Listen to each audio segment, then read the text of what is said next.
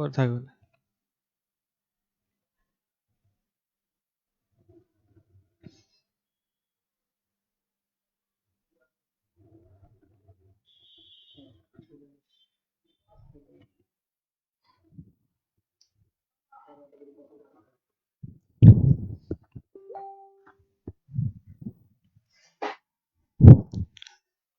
ফ্যানের সুইচটা হালকা দিয়ে দেবে। আচ্ছা, ওকে।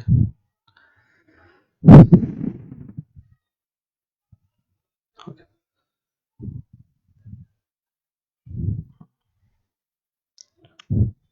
সুপ্রিয় শিক্ষার্থীবৃন্দ, স্বপ্নপুর বিশ্ববিদ্যালয় কোচিং থেকে আপনাদের সবাইকে সুস্বাগত। এবং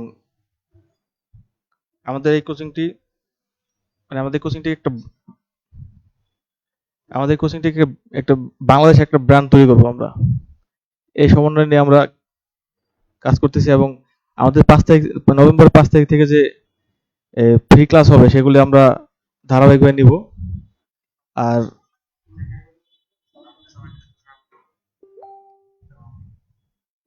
ওকে, আচ্ছা, এখন সম্প্রতি আপনারা শুনতেছেন যে কোভিড-19 এর জন্য আমাদের ঢাকা ইউনিভার্সিটি যে প্রজ্ঞাপন জারি করেছে সেটা হচ্ছে তাদের যে মানদণ্ড ছিল গতবারের যে মানবন্টন মানে 2019-20 শিক্ষাবর্ষের, সেটা একটু পরিবর্তন করছে।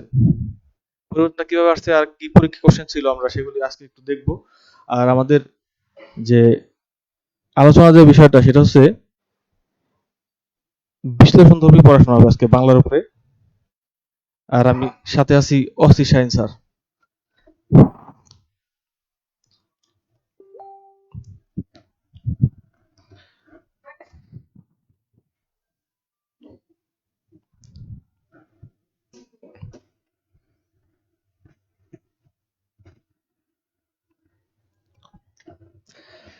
যে আমরা এবছর যে কোশ্চেনটা হচ্ছে সেটা হচ্ছে যে গতবারের কোশ্চেন ছিল আমাদের টোটাল এই 120 মার্কের পরীক্ষা হইতো।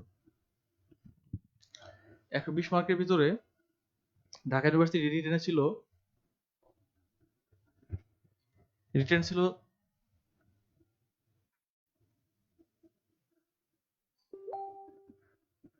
45 মার্ক, আর এমসিকিউ ছিল 75 মার্কের। আর আমাদের রেজাল্টের উপর ছিল হচ্ছে রেজাল্টের উপর ছিল আমাদের 80। টোটাল ছিল আমাদের 200 মার্কের পরীক্ষা। তো এবছর যে অটো পাস হওয়ার কারণে ঢাকা ইউনিভার্সিটি এই তারা রেজাল্টের উপর 20 কাউন্ট করতেছে।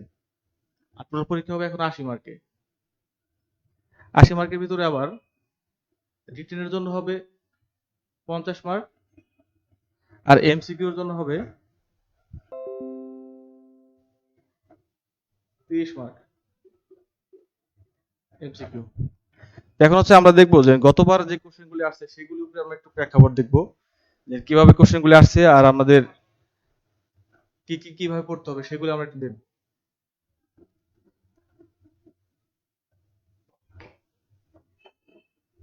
যেমন গত বছর বি ইউনিটে বি বা খ ইউনিট বলা হয়, বি বা এই খ ইউনিটে আমাদের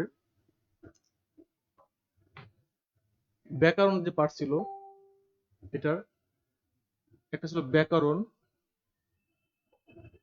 এই ব্যাকরণ পার্ট থেকে যে কোশ্চেনগুলি হয়েছে এমসিকিউ, এটা এমসিকিউ এর জন্য এমসিকিউ লেখা দেখতে হবে, এখন লেখা বোঝা যায়। আচ্ছা, এমসিকিউ। আর ছিল হচ্ছে আমাদের ব্যাকরণ আর বাংলা প্রথম পত্র,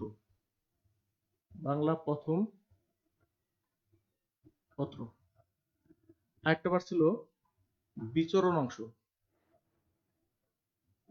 এই বিচরণ অংশে এখানে ভিতরে এক কথায় প্রকাশ, বাগধারা, সমার্থক শব্দ এই এখানে যে মূল বিষয়টা সেটা হচ্ছে গ্রামার ছিল মাত্র দুইটি গ্রামার ছিল এখানে।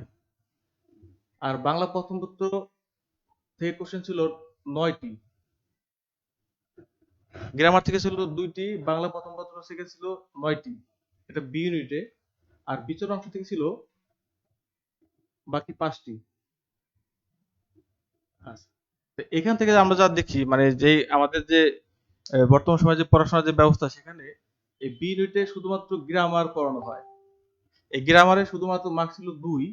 আর এই বাংলা ফার্স্ট পেপার, মানে ফার্স্ট পেপার বলতে এই ফার্স্ট পেপার সম্পর্কে সিলেবাসের যে বিষয়টা, সেটা হচ্ছে কোন একটা ছেলে যদি ফার্স্ট ইয়ারে পড়ে, তাহলে ফার্স্ট ইয়ারে 1 বছর পড়ছে, সেকেন্ড ইয়ারের জন্য সে পড়ছে হচ্ছে আপনার 1 বছর, এবং হচ্ছে থার্ড ইয়ার মানে পরীক্ষাটা যদি মার্চের দিকে বা এপ্রিলে শেষ হয়ে যেত, তাহলে তাই এখন বর্তমান থার্ড ইয়ার চলতেছে। অথচ ফার্স্ট ইয়ার থেকে যে কোশ্চেনগুলি হয়, মানে ফার্স্ট পেপার থেকে যে কোশ্চেনগুলি হয়, সেই কোশ্চেনগুলি ছেলে মেয়ে সুন্দরভাবে অ্যান্সার করতে পারে না। আর না পারার কারণে আমরা দেখবো যে কি কোশ্চেন হয় কি হয়, এটা পুরো ব্যাখ্যা করবো, সমস্যা নাই। তো বাংলা প্রথম পত্র ছিল 9টি কোশ্চেন, আর বিচরণ অংশ ছিল 5টি। এই হচ্ছে আমাদের টোটাল চিত্রটা বি ইউনিটের জন্য।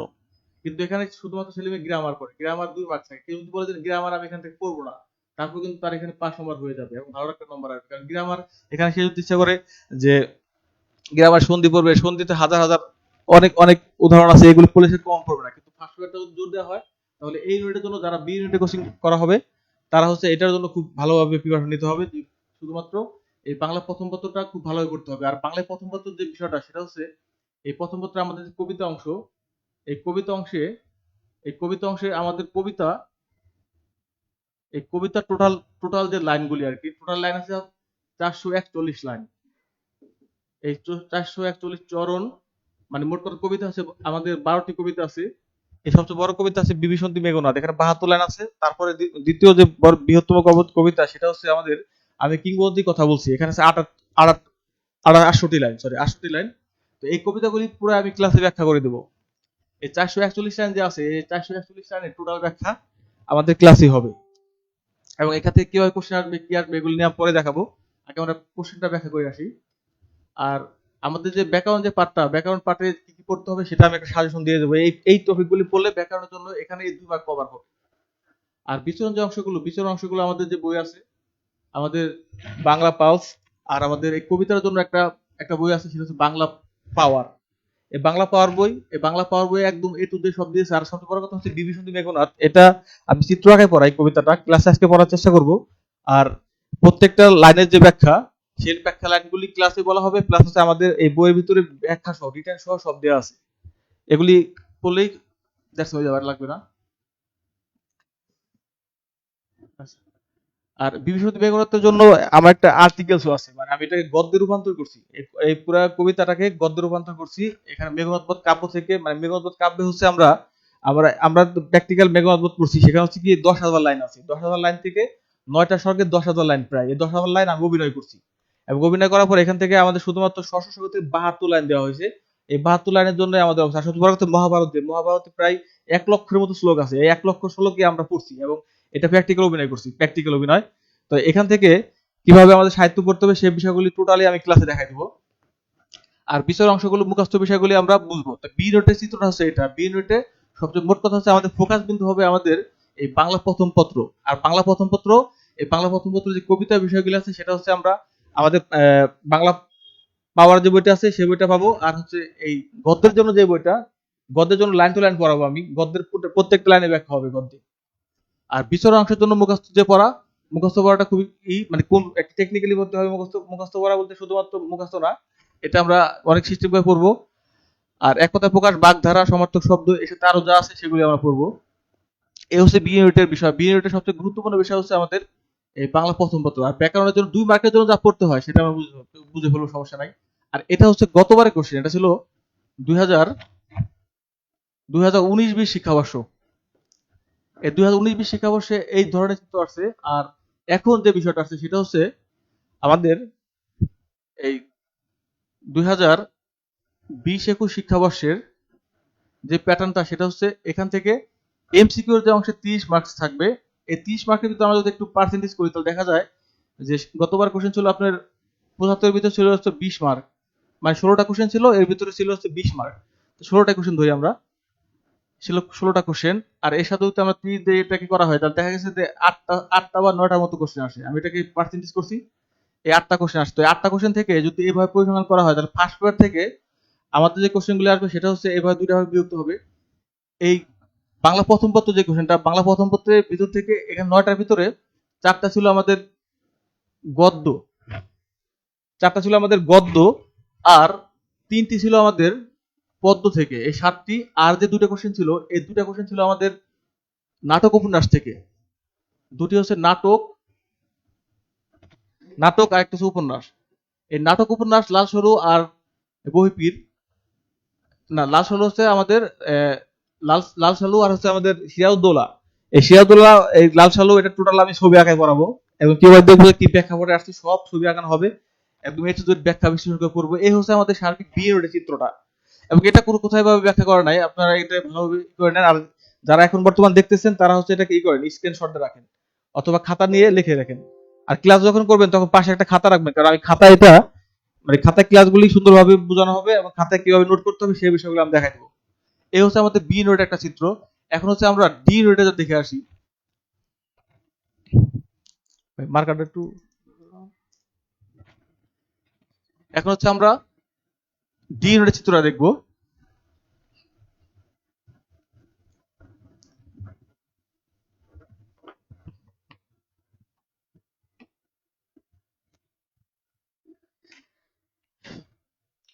ডি ইউনিট,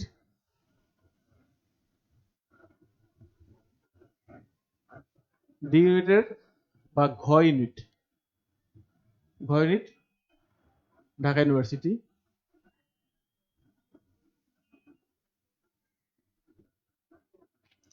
এই ঢাকা ইউনিভার্সিটির ডি ইউনিটে আমরা ছিলাম। ডি ইউনিটটা হচ্ছে ঠিক, ডি নোটটা হচ্ছে ঠিক বি নোটের ঠিক উল্টা। উল্টা কিভাবে? যেমন আমাদের বি নোটের যে কোশ্চেনটা ছিল সেটা হচ্ছে আমাদের এমসিকিউ ছিল। এই এমসিকিউর ভিতরে যে 3টা পার্ট ছিল আমরা দেখলাম, 1টা 2টা 3টা। বি নোটে পার্ট ছিল আমাদের এই ব্যাকরণ।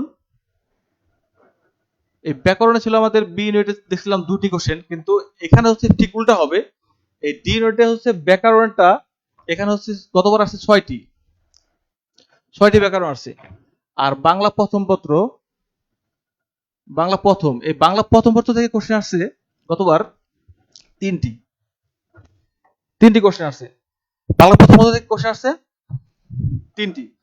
এই 3টির ব্যাকরণ থেকে ছিল 6টি। আর আমাদের বি ইউনিটে, বি ইউনিটে কিন্তু ব্যাকরণ থেকে ছিল 2টি। মানে আমি বললাম যে বি ইউনিটের ভিতরে আর ডি ইউনিটের যে তারতম্য সেটা হচ্ছে ঠিক উল্টা হবে। উল্টাটা কি?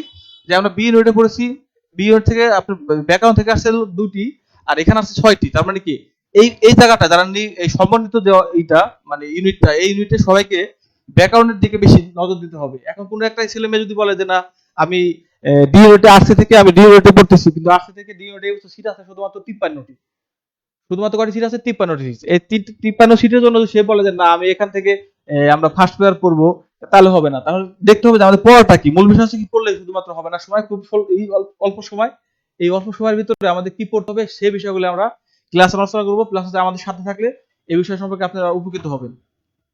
আর ব্যাকরণের এখানে ছিল 6টি কোশ্চেন, আর বাংলা প্রথম পত্রে ছিল 3টি কোশ্চেন।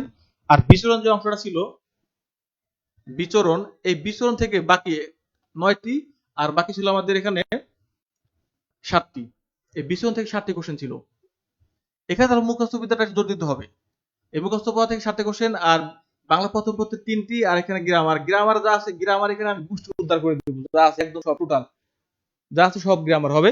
এই গ্রামার যা সব বাসায় শুধুমাত্র হ্যান্ড নোট না দেখলে হবে। আমি যখন সমাস পড়াবো, দেখ সমাসের 2টা ক্লাসে 32 পেজ নোট হবে। এই 32 পেজ নোট থেকে শুরু করে বিসিএস থেকে শুরু করে বাংলাদেশ যে কোনো চাকরি পরীক্ষার কোশ্চেন থেকে শুরু করে যা আছে সমাজ সব পড়বে, একদম গোষ্ঠী যা আছে সব করে দিব। তারপরে কারো কারো আমাদের কমপক্ষে 20-25 পেজ নোট হবে, সব যা আছে এখানে। কতবার কারো থেকে কোশ্চেন আসছে, এই যে কারো থেকে কোশ্চেন আসছে, সমাজ থেকে কোশ্চেন আসছে। এই হচ্ছে আমাদের এটা ডি ইউনিটের চিত্রটা। তাহলে ডি ইউনিটে আমরা দেখবো, সেটা ডি ইউনিটে আমাদের ব্যাকরণ পার্টটা একটু বেশি পড়তে হবে। ব্যাকরণ পার্টটা আমাদের ডি ইউনিটে পড়তে হবে। আর বাংলা প্রথম পত্র, এটা 3টে কোশ্চেন আসে। বাংলা প্রথম পত্র বি ইউনিটে কোনো একটা স্টুডেন্ট যে বাংলা প্রথম পত্র পড়ে তার ডি ইউনিটে এভাবে জোর দিতে হবে না, কারণ ডি ইউনিটে সবাই পরীক্ষা দেয়, সায়েন্সের সিট বেশি। আর আর্টসের সিট আছে মাত্র 53টি। আর্টসের ছেলে মেয়ে ওই বি ইউনিটের জন্য প্রিপারেশন নিলে যা সেটা হয়ে যাবে।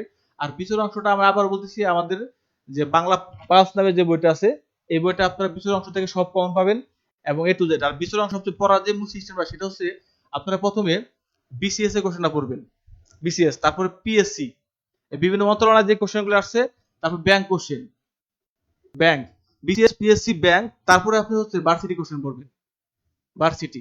এই প্র্যাকটিসগুলো আগে পড়ার পর দেখবেন আপনি সবই পারবেন। এভাবে আমাদের এই বইটা তৈরি করা। আর বাংলা প্রথম পত্রের জন্য আপনারা বলতেছি আমরা বাংলা পাওয়ার বই। এই বাংলা পাওয়ার বই পড়লে পরে এখানে এর সাথে আমি জড়িত আছি, এবং বাংলা পাওয়ার বই পড়লে পরে আপনি সব কমন পাবেন, কোনো সমস্যা নাই। এই হচ্ছে আমাদের ডি নোটের চিত্রটা। আর এখন সি নোট নিয়ে আলোচনা করি যে কি কি কোশ্চেন পড়তে হয়। এই হচ্ছে মূল বিষয়টা। এটা আপনাকে আগে ফাইন্ড আউট করতে হবে যে কি কি পড়তে হবে, শুধুমাত্র পড়লেই হবে না, কি কি পড়তে হবে সেই জিনিসটাকে জানতে হবে।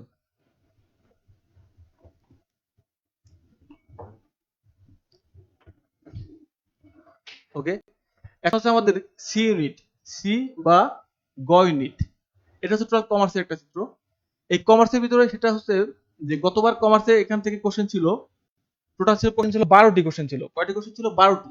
এই 12টির ভিতরে ব্যাকরণ ছিল, ব্যাকরণ, বাংলা প্রথম পত্র, আর হচ্ছে বিচরণ, বিচরণ অংশ। এখানে কোশ্চেন ছিল গতবার, এটা ছিল 2019 সালে পরীক্ষার। এখানে কোশ্চেন ছিল টোটাল 12টা। 12টাকে যদি 1.25 দিয়ে গুণ করা হয় তাহলে মার্ক আছে 15 মার্ক। এই 15 মার্কের যে চিত্রটা ছিল সেটা বলে দেই। ব্যাকরণে যে পার্টটা ছিল বাংলা প্রথম পত্র বিচরণ, এই ব্যাকরণে বাংলা প্রথম পত্রে বিচরণ অংশে বাংলা ব্যাকরণ ছিল হচ্ছে 5টি কোশ্চেন। ব্যাকরণ ছিল হচ্ছে 5টি বাংলা প্রথম পত্রে, সরি, বিচরণ ছিল, ব্যাকরণ ছিল 5টি, বিচরণ ছিল হচ্ছে আমাদের 5টি, টোটাল হচ্ছে 10টি। আর বাংলা প্রথম পত্রে ছিল 2টি কোশ্চেন। এই হচ্ছে আমাদের 12টি। তো এখান থেকে যে বিষয়টা সেটা হচ্ছে কি, কোনো বিশেষ করে ঢাকা ইউনিভার্সিটি গ ইউনিটে এখানে বাংলা কোশ্চেনটা মোটামুটি সহজ হয়। সহজ বলতে কি, যা পড়ানো হয় তা থেকে আসে, এখানে বেশি একটা কঠিন কোশ্চেন আসে না। তো ব্যাকরণ থেকে এখানে ব্যাকরণ 5 মার্ক ছিল, আর বাংলা প্রথম পত্রে ছিল 2টি কোশ্চেন, আর বিচরণ অংশ থেকে এই 5টি কোশ্চেন। তাই এখন এই 3টা ইউনিটটাকে যদি আমরা এই সার্বিকভাবে মূল্যায়ন করি তাহলে যা দেখতে পাবো সেটা হচ্ছে যে আমাদের বিচরণ অংশটা কিন্তু একটা সেফ জোন। কোন ছেলে বা মেয়ে যদি বিচরণ অংশটা পড়ে তাহলে বিচরণ অংশটা তার জন্য সেফ জোন হবে। কেন হবে? কারণ আমরা দেখছি বিচরণ অংশ থেকে কোশ্চেনটা বেশি হয়। এখন কোন ছেলে মেয়ে যদি সারাদিন সে গ্রামার পড়ে, সারাদিন সে ফার্স্ট পেপার পড়লো, কিন্তু এই রেটে যদি সে গ্রামার ফার্স্ট পেপার পড়ে কিন্তু সে বিচরণ অংশটা পারলো না, তাহলে হবে না। কারণ তার সম্মিলিত ভাবে এই জায়গাটা পড়তে হবে। এই হচ্ছে আমাদের মূল সার্বিক বিষয়টা, মানে ঢাকা ইউনিভার্সিটির জন্য এই এই বিষয়টা আপনাদের জানতে হবে। আর রিটেনের যে বিষয়গুলো আসছে সেটা হচ্ছে আমরা এমসিকিউ রিটেন কি কি পড়বো সেটা আমি বলে দিব। এই হচ্ছে আমাদের এটা রিটেন এমসিকিউর পার্টটা চলে গেল। এমসিকিউ পার্টটা আমরা টোটালি ক্লাসে কমপ্লিট করে দিব। আর রিটেনের যে পার্ট আছে সেটা তো ধুম ধারাক্কা পড়া হবে, কোনো সমস্যা নাই। রিটেনের গোষ্ঠী যা আছে সব পড়াবো। এখন আমরা ব্যাকরণ কি কি পড়বো। ব্যাকরণ আগে আমরা ফার্স্ট পেপার নিয়ে আলোচনা করবো। যে ফার্স্ট পেপারের যে বিষয়টা সেটা হচ্ছে যে আপনার ফার্স্ট পেপার সব সাবজেক্টের জন্য সব unit A B plus C plus হচ্ছে আমাদের ডি, 3টা ইউনিটের জন্যই সাজেশন ভিত্তিক। আপনারা যারা আছেন তারা খাতা নিয়ে বসেন, খাতায় লেখেন কি কি আমাদের পড়তে হবে। ব্যাকরণের পাঠের জন্য আমাদের ব্যাকরণটা পরে বলি, আগে হচ্ছে আমরা বাংলা প্রথম পত্র, বাংলা প্রথম পত্র। এই বাংলা প্রথম পত্র থেকে রচনার জন্য আমাদের যা পড়তে হবে, মানে রিটেন, WRITTEN, এই রিটেনের জন্য যে পার্টগুলি পড়তে হবে সেটা হচ্ছে গল্প। এই গল্পগুলি যে 12টা গল্প আছে সেই 12টা গল্প আপনি 33 বার রিডিং করবেন। কতবার? 33 বার। বলতে পারেন যে স্যার বা ভাই 33 বার কেন বলছেন? 33 বার বলছি, 33 বার পড়তে হবে, কিছু করার নাই। 2 নম্বর হচ্ছে কবিতা। এই কবিতা আমি আবার বললাম, কবিতা আমাদের 441টি লাইন। কয়টি লাইন? 441টি লাইন। এই জায়গাটা যারা আছে এর শুধুমাত্র বি লিখে রাখে। এই বি ইউনিটের জন্য এই কবিতাটা খুব গুরুত্বপূর্ণ। এই কবিতা কি 441টি লাইন, এই টোটাল কবিতায় 12টা কবিতার টোটাল আমাদের 441টি লাইন আছে। এই যে 441টি লাইন আপনি যদি ভালোভাবে পারেন তাহলে এটা মুখস্থ করে ফেলবেন। মুখস্থ পারেন। যদি বলেন না ভাই মুখস্থ করতে পারবো না, কিন্তু মুখস্থ করতে হবে। মুখস্থ করবেন কি হবে দেখেন, আমি সামান্য বুঝি যে সাম্যবাদী যে আমাদের একটা কবিতা আছে না, সাম্যবাদী, এই সাম্যবাদী কাব্যের এটা হচ্ছে 1925 সালে প্রকাশিত হয় এই কাব্যটা, এবং এই কাব্যের অলরেডি 4টা কবিতা আপনি পড়ে ফেলছেন। এর ভিতরে ক্লাস 7 এ পড়ছেন হচ্ছে কুড়ি মজুর, আর ক্লাস 8ম শ্রেণীতে পড়ছেন নারী কবিতা, আর 9ম 10ম শ্রেণীতে ছিল আমাদের মানুষ কবিতা, আর ইন্টারমিডিয়েটে ছিল সাম্যবাদী। এই সাম্যবাদী কবিতায় এখানে এই সাম্যবাদীটা ছিল আমাদের একটা একক কবিতা, এবং এই কবিতার টোটাল কাব্য, এই টোটাল কাব্যটা মিলে একটা কবিতা ছিল সাম্যবাদী। এই সাম্যবাদী কবিতার লাইন ছিল 473 লাইন। এই 473 লাইন তো 441 লাইন চেয়ে বেশি। এবং এই কবিতাটাকে পরে অনুকবিতা ভাগ করা হয়, 10টি কবিতা বিভক্ত করা হয়, 10টি 11টি কবিতা বিভক্ত করা হয়। এই 11টি কবিতা বিভক্ত করে এই নারী, মানুষ, দিনমজুর, ঈশ্বর এইভাবে ভাগ করা হয়, এবং সেখান থেকে আমাদের এই সাম্যবাদী কবিতায় এই 32 লাইনের মতো আসছে। এই লাইনগুলি আপনি বারবার পড়বেন। আর সবচেয়ে বড় কথা হচ্ছে এই এই যে আমাদের কবিতা, এই কবিতার অংশগুলি আমাদের 33 বার রিডিং করবেন, আগে রিডিং করে তারপর আপনি মুখস্থ করবেন। আমি মুখস্থ পড়ালেখা বেশি একটা জোর দিই না, কিন্তু যে জায়গা মুখস্থ করতে হবে সে জায়গায় পড়তে হবে, কিছু করার নাই ভাই, দুলাভাই বিদেশ, ঠিক আছে? এটা তো পড়তে হবে আমাদের, 33 বার এটা মুখস্থ করতে হবে। 33 বার পড়বেন, মুখস্থ হয়ে যাবে অলরেডি। আর 441 কবিতা আমি পড়াই দিব, কি কি লাইন পড়তে হবে, কেমনে পড়তে হবে, কি ব্যাখ্যা করতে হবে, কোথা থেকে কি আনতে হবে, সব পড়াই দিব। যেমন আমাদের 18 বছর বয়স কবিতা আছে, এই 18 বছর বয়স কবিতায়, 18 বছর বয়স কবিতা আমি টোটাল ছাড়পত্র কাব্যটাই বুঝাই দিব। এই ছাড়পত্র 35টার মতো কবিতা আছে। আপনি যদি 35টা কবিতার মূল নির্দেশটা বুঝতে পারেন, তাহলে 18 বছর বয়স কবিতা কেন লিখছেন, কি প্রেক্ষাপটে লিখছেন তা জানতে পারবেন। এই হচ্ছে বিষয়টা। আর কবিতার জন্য এবার পড়তে পার গল্পটা বারবার পড়বেন, বারবার পড়ে এই গল্পের কবিতার যে সবচেয়ে মূল বিষয়টি শেষ লাইন, এই শেষ লাইন যে 18 বছর বয়স কবিতার শেষ লাইনটা কি, এটা পরীক্ষা আসে। কারণ প্রত্যেকটা শেষ লাইনে কবিতার মূল যে ভাবটা আছে, মানে যে একটা মেসেজ, এই মেসেজটা হচ্ছে আমাদের এই কবিতার শেষ লাইনে দিয়ে যান। এই কবিতার শেষ লাইনগুলি ভালোভাবে পড়তে হবে। কবিতার জন্য শেষ লাইন এটা হচ্ছে আমাদের বাংলা প্রথম বিষয় গেল। তারপরে ব্যাকরণ যে অংশ,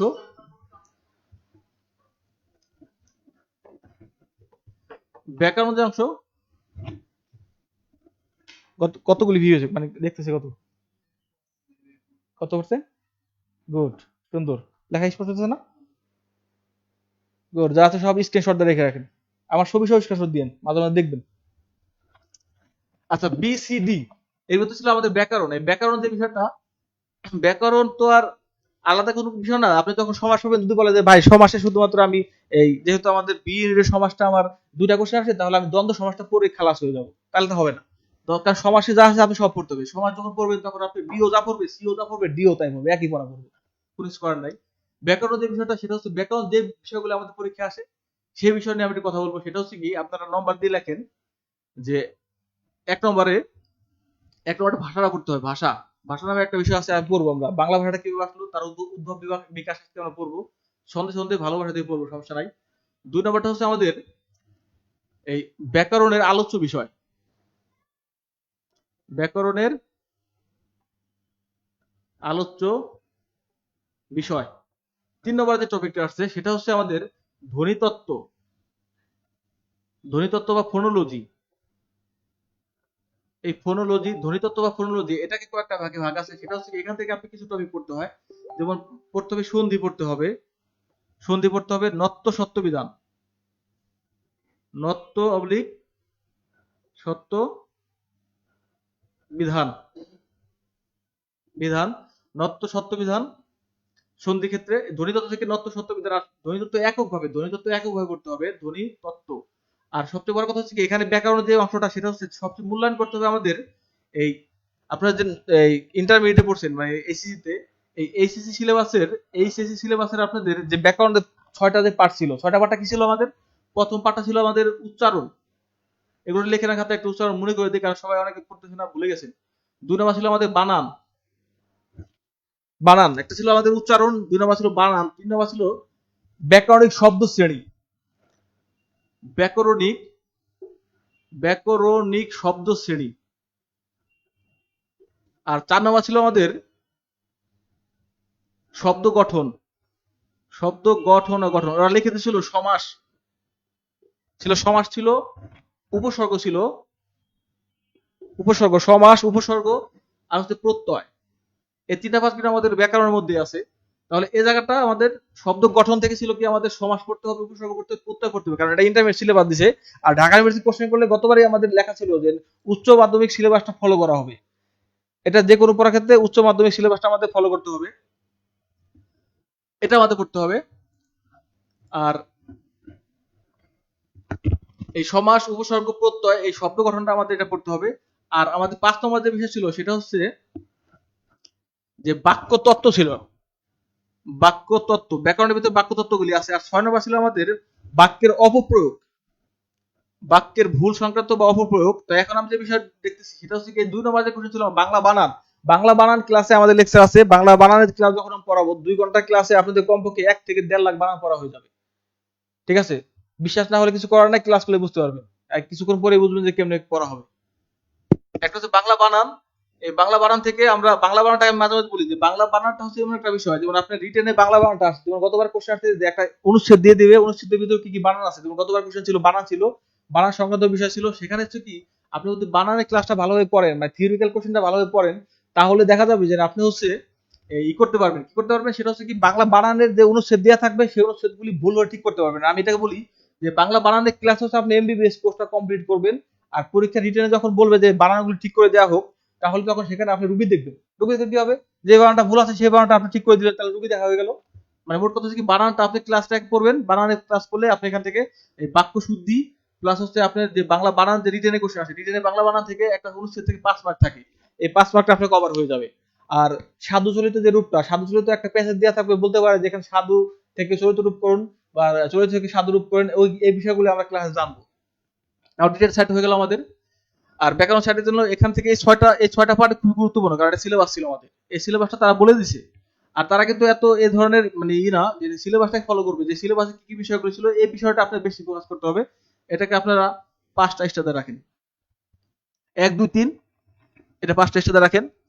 তারপরে যে বিষয়গুলো আছে সেটা হচ্ছে কি আমি তো বলে দিচ্ছি, এখান থেকে দেখেন খেয়াল করে সমাজটা আমাদের আসছে, উপসর্গ আসছে, প্রত্যয় আছে, কারকটা যে গতবার কিন্তু আমাদের সিলেবাসে ইন্টারমিডিয়েট সিলেবাসে কারক ছিল না, কিন্তু কারক থেকে কোশ্চেন আসছে, কারক থেকে বি নোটে কোশ্চেন আসছে, প্লাস হচ্ছে এই সি নোটে কোশ্চেন আসছে। এই কারকটা আমাদের পড়তে হবে। কারক, বাক্যের অপপ্রয়োগ, এখানে বলছি বাক্যের ভুল পড়তে হবে, বাক্যের অপপ্রয়োগ করতে হবে, ই করতে হবে। তারপর হচ্ছে ধ্বনি তত্ত্বের যে বিষয়টা সেটা এখান থেকে আরেকটা আছে, ধ্বনির পরিবর্তন। এই ধ্বনির পরিবর্তনটা, এই ধ্বনির পরিবর্তন হচ্ছে আমাদের প্রায় 23 থেকে 24টার মতো নিয়ম আছে। এই 23 থেকে 24টার নিয়ম ছেলে পড়তে গেলে সব কঠিন লাগে, কিন্তু এটা হচ্ছে আমি 2 ঘন্টা ক্লাস নিব, ক্লাস নেওয়ার পরে আপনি এটা হচ্ছে 23 থেকে 24টা উদাহরণ সহ যা আছে আপনি মাত্র 11 সেকেন্ডে বলতে পারবেন পুরো ক্লাসটা। উদাহরণ সহ 11 সেকেন্ডে বলতে পারবেন। বিশ্বাস হয়? বিশ্বাস হবে, ক্লাস করলে বুঝতে পারবেন যে 11 সেকেন্ডে আপনি বলতে পারবেন। 2 ঘন্টা ক্লাস মানে কি 23টা নিয়ম, এই 23টা নিয়ম আপনি বলতে শুধুমাত্র উদাহরণ সহ 11 সেকেন্ড লাগবে, 10 থেকে 11 সেকেন্ড লাগবে। এই বিষয়গুলো আমরা ক্লাসে জানবো। তাহলে এই ভাষা আসলো আমাদের। আর শব্দ ভান্ডার, শব্দ ভান্ডার নামে একটা টপিক আছে, শব্দ ভান্ডার লিখে রাখেন, শব্দ ভান্ডার। এই শব্দ ভান্ডারের যে ক্লাসগুলো নেব সেটা হচ্ছে কি আমার বিয়ের কাহিনী দিয়ে আপনাদের কমপক্ষে 1 থেকে 150 বাংলা শব্দ পড়া হয়ে যাবে বিয়ের কাহিনী দিয়ে। তারপরে আরো যে বিষয়গুলো সেগুলো ছন্দে ছন্দে মিলিয়ে আমরা ভালোভাবে পড়বো, মজা মাস্তি নিয়ে পড়বো। শব্দ ভান্ডার ক্লাসটা এর পরে খুব মজা লাগে, এই শব্দ ভান্ডার ক্লাসটা করতে হবে। আর প্রত্যয়, প্রকৃতি প্রত্যয় তো এখানে উল্লেখ করা আছে, প্রকৃতি প্রত্যয় কোশ্চেন আসে, প্রত্যয়। এই হচ্ছে ব্যাকরণের মূল বিষয়টা, কারণ সিলেবাসের ভিতরে আমাদের ব্যাকরণটা এখানে অন্তর্ভুক্ত করা আছে, বাক্য তত্ত্ব অন্তর্ভুক্ত করা আছে, বাংলা বানানের বিষয় আছে, তারপর ব্যাকরণের যে শব্দ শ্রেণী গঠন, এখানে পদ আছে, পদ মানেই ব্যাকরণ শব্দ শ্রেণী। একটা উদাহরণ মানে বাক্য দেওয়া থাকবে, বলবে যে এখান থেকে বিশেষণ পদ, সর্বনাম পদ, এই পদগুলো আপনাকে ফাইন্ড আউট করতে হবে। আর যে শব্দ গঠনটা আছে সেই শব্দ গঠন থেকে আমাদের সমাস, উপসর্গ, প্রত্যয়, এই হচ্ছে আমাদের মোটামুটি বি সি আর ডি। আপনি যেখানে পড়েন বি সি ডি এই বিষয়গুলো আপনার জোর দিতে হবে। এই বি সি ডি এর জন্য এই সার্বিক এই চিত্রটা আসবে, ব্যাকরণের পাঠটাই সার্বিক এই চিত্র আসবে। আচ্ছা, যারা হাতে লেখা বুঝেন না তারা আমার ভিডিওর সাথে অডিও ফ্রি, আমার কথাটা ভালোভাবে শুনবেন, তাহলে হয়ে যাবে। অনেক তথ্য তো এখানে লেখা, একটু আসবে, একটু ভালোভাবে দেখে নেন, সমস্যা নাই। আচ্ছা, এটা হচ্ছে ব্যাকরণ অংশ গেল। আমি তো ফার্স্ট পেজ আমাকে বলছি ব্যাকরণ বললাম বি প্লাস সি প্লাস, একটু পরে আমরা পড়ায় আসবো, এখন পড়া শুরু করিনি, যা সার্বিক চিত্র দেখতেছি আমরা কি কি আসে পরীক্ষায়। B plus C plus D, এই বি প্লাস সি প্লাস ডির জন্য আমাদের এই বিচরণের জন্য লেখা বিচরণ। বিচরণ, এই বিচরণটা হচ্ছে, বিচরণটা 2 সিস্টেম আসে, একটা এমসিকিউ আসে, আবার রিটেনটাও আসতে পারে। কিভাবে রিটেন আসতে পারে, যেমন গতবার কোশ্চেনটা আমরা দেখছি যে বলছে যে সমীচীন, তারপরে এই সমস্ত শব্দ দিয়ে দিছে, এই শব্দ দিয়ে বাক্য তৈরি করতে বলছে। আর বাক্য শব্দ দিয়ে বাক্য তৈরি তো আমার ছেলেও করতে পারবে, এটা কোনো বিষয় নাকি, যদি ভালোভাবে বলে পারা যায়। বিচরণ অংশ দেখেন, বিচরণ অংশে আপনারা যা পড়বেন সেটা হচ্ছে কি, প্রথম হচ্ছে বাগধারা, বাগধারা। আর এটা রেফারেন্স বই হচ্ছে আমাদের Bangla Bangla pulse, PULS pulse, এই বইটা পাবেন আমাদের। বাগধারা, বাগধারা। তারপর 2 নম্বর যে আসছে সেটা হচ্ছে সমার্থক শব্দ,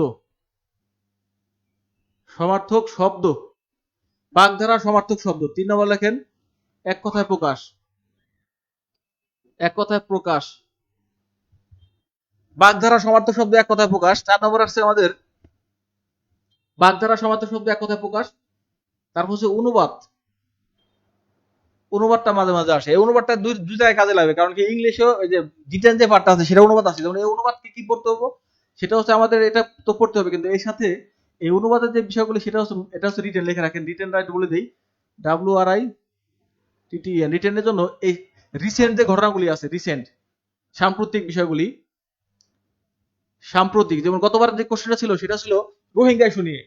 তো রোহিঙ্গা ইস্যুতে কিন্তু এবার এই বছর যে আপডেট ইস্যুটা সেটা হচ্ছে COVID-19। এই করোনা নিয়ে কিন্তু রিটার্ন আসতে পারে। করোনা নিয়ে একটা অনুষ্ঠান, যেমন আপনি প্রথম আলো পত্রিকা বা ডেইলি স্টার পত্রিকা, এই পত্রিকার যে একটা কলাম আছে, এই কলামগুলি আপনি ভালোভাবে বাসায় পড়বেন, দেখবেন আপনি আসলে পারবেন। সহজ বিষয়গুলি আসে, শুধুমাত্র ভাবার্থক ভাবে অনুবাদ করলে আপনি এখানে ফুল মার্কটা পেয়ে যাবেন। তো অনুবাদ থেকে যে আমরা পড়বো সেটা সাম্প্রতিক ইস্যুগুলো। আর এখানে একটা আরো কিছু বিষয় আছে, যেমন মুজিব বর্ষ গেছে গত এবছর, মুজিব বর্ষটা পড়তে হবে। আবার সবচেয়ে বড় হচ্ছে ঢাকা ইউনিভার্সিটি এই 2021 সালের 1 জুলাই, সেটা কিন্তু ঢাকা ইউনিভার্সিটি শতবর্ষ হবে। এই ঢাকা ইউনিভার্সিটির শতবর্ষ উপলক্ষে হয়তো কোনো একটা কলাম দিয়ে দিল বা একটা আর্টিকেলস দিয়ে দিল, এগুলো আপনি পড়তে হবে। এই কারেন্ট ইস্যুগুলো পড়তে হবে। এক হচ্ছে COVID-19 পড়বেন, রোহিঙ্গা ইস্যু আগে যা পড়ছেন তাও পড়বেন। তারপর হচ্ছে আমাদের সাম্প্রতিক বিষয়গুলো হচ্ছে ঢাকা ইউনিভার্সিটির শতবর্ষ পূর্তি হবে, এই বিষয় সম্পর্কে আপনার পত্রিকায় কোনো নিউজ থাকলে সেগুলি পড়বেন। তারপর হচ্ছে আপনার মুজিব শতবর্ষ, এই মুজিব শতবর্ষটা পড়তে হবে। আবার এবার খুবই ইম্পর্টেন্ট, এর সাথে সাধারণ জ্ঞানটা খুব রিলেটেড, কারণ সাধারণ জ্ঞান যে জাতিসংঘ কিন্তু এবার 75 বছর যে পূর্তি হবে, প্লাটিনাম জুবলি, এই প্লাটিনাম জুবলি সম্পর্কে কোনো কিছু আসতে পারে। তো এই ঢাকা ইউনিভার্সিটি কিন্তু মানে রিসেন্ট কোশ্চেন গুলি করে, মানে হুদায় একটা কোশ্চেন করবে সেটা এমন না, মানে সাম্প্রতিক সময়গুলির জন্য যেটা হচ্ছে আমাদের খুবই একটা কারেন্ট একটা বিষয়, সেই বিষয়গুলি পরীক্ষা আসবে। তো এই অনুবাদ অংশে আপনি এগুলো পড়বেন। আর যে হচ্ছে অনুবাদে একটা 10 থেকে 5 লাইন বলতে পারবে, সে হচ্ছে একক একটা অনুবাদ আসলে পারবে।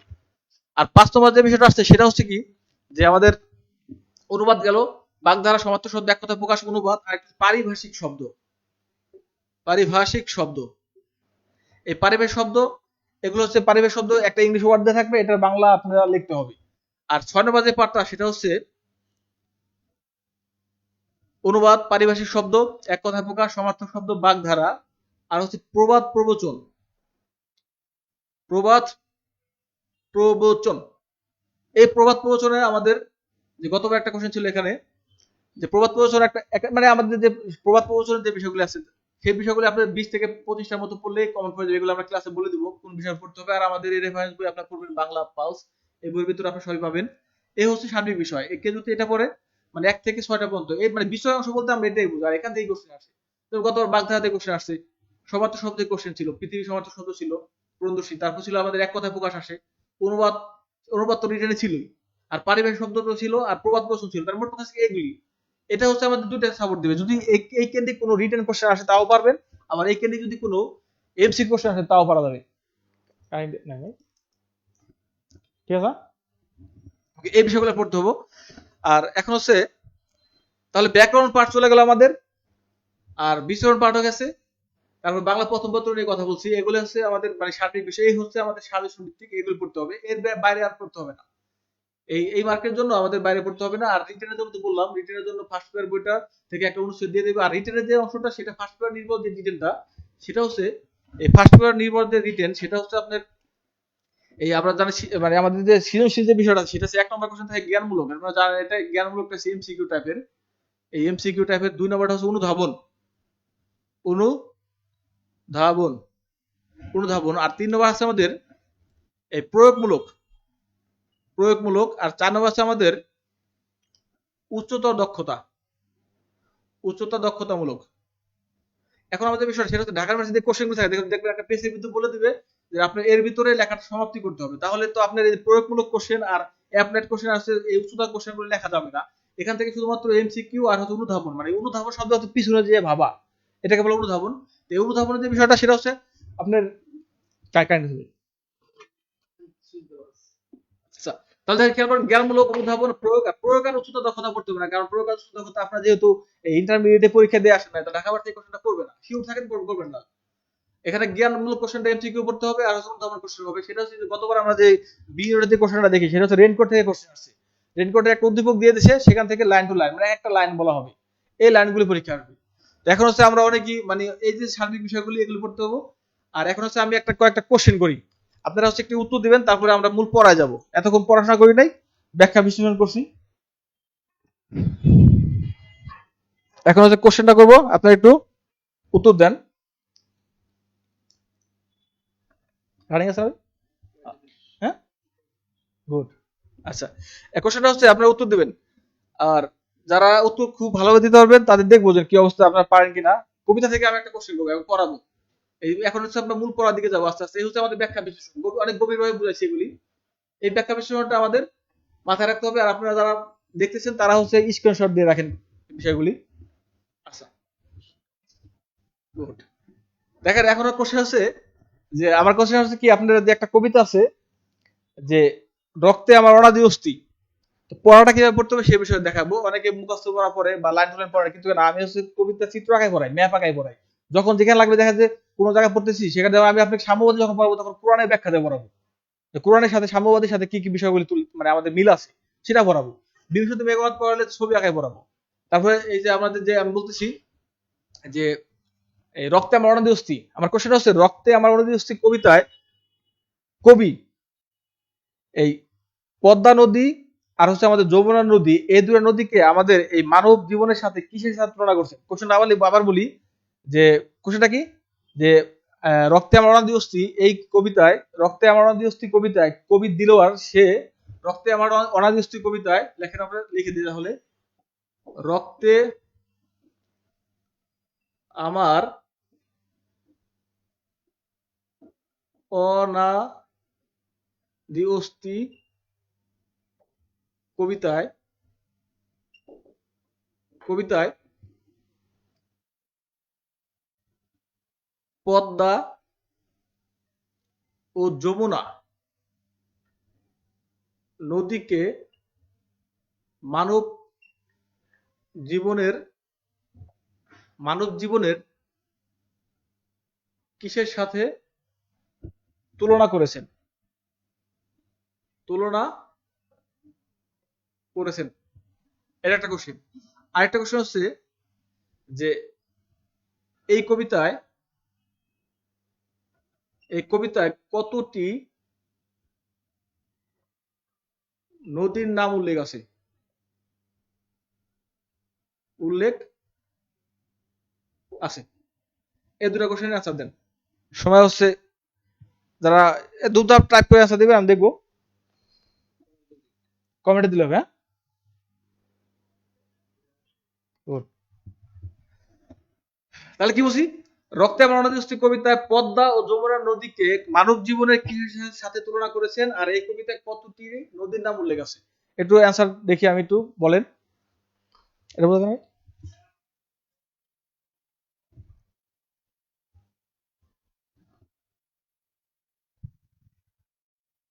হ্যাঁ, নিয়মিত ক্লাস হচ্ছে আমাদের 5 তারিখ থেকে হবে, 5 তারিখ থেকে নিয়মিত ক্লাস হবে।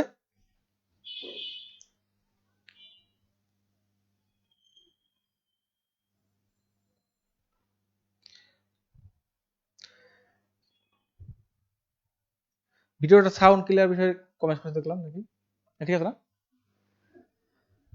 তাহলে এই কোশ্চেনটা অ্যান্সার করেন যে পদ্মা নদী যমুনা নদীর সাথে আমাদের মানব জীবনের সাথে কিসের সাথে তুলনা করছেন, আর এই কবিতা আমাদের কয়টি নদীর নাম উল্লেখ আছে, এটা দ্রুত একটু অ্যান্সার করেন, তারপর হচ্ছে আমি মিলাই দিব। অ্যান্সার কি করতেছে কবিতা, এটা অ্যান্সার করেন বলছো আর কি, হ্যাঁ। আর যে মানব জীবনের সাথে কি তুলনা করছে, মানব জীবনের সাথে কি তুলনা করছে, বই ইচ্ছা করলে বই খুলে দেখতে পারে, সমস্যা নাই, বই ওপেন আছে। আচ্ছা, ঠিক আছে, আমরা দেখবো। এটা মুখস্থ করে অনেকে পারে না, কিন্তু এটা হচ্ছে আমি চিত্র আঁকায় পড়াবো, চিত্র আঁকায় পড়াতে হবে এটা। এই কোশ্চেনটা এখানে থাক। গুড। আচ্ছা,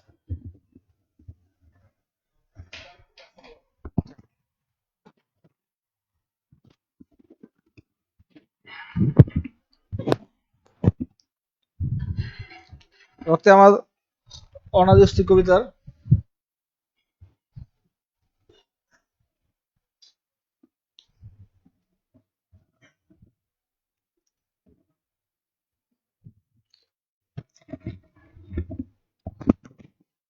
তাছাড়া দেখেন, আর এটা হচ্ছে রক্তে আমার অনাদি অস্থি,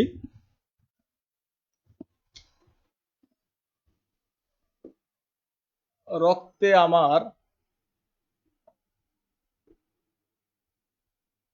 অনাদি অস্থি, এই হচ্ছে আমাদের কবিতা।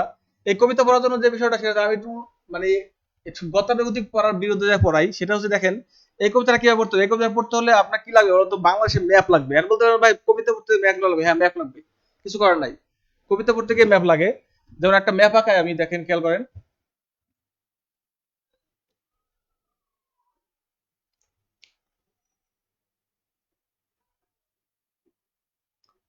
এটা মনে করেন আমাদের বাংলাদেশের ম্যাপ।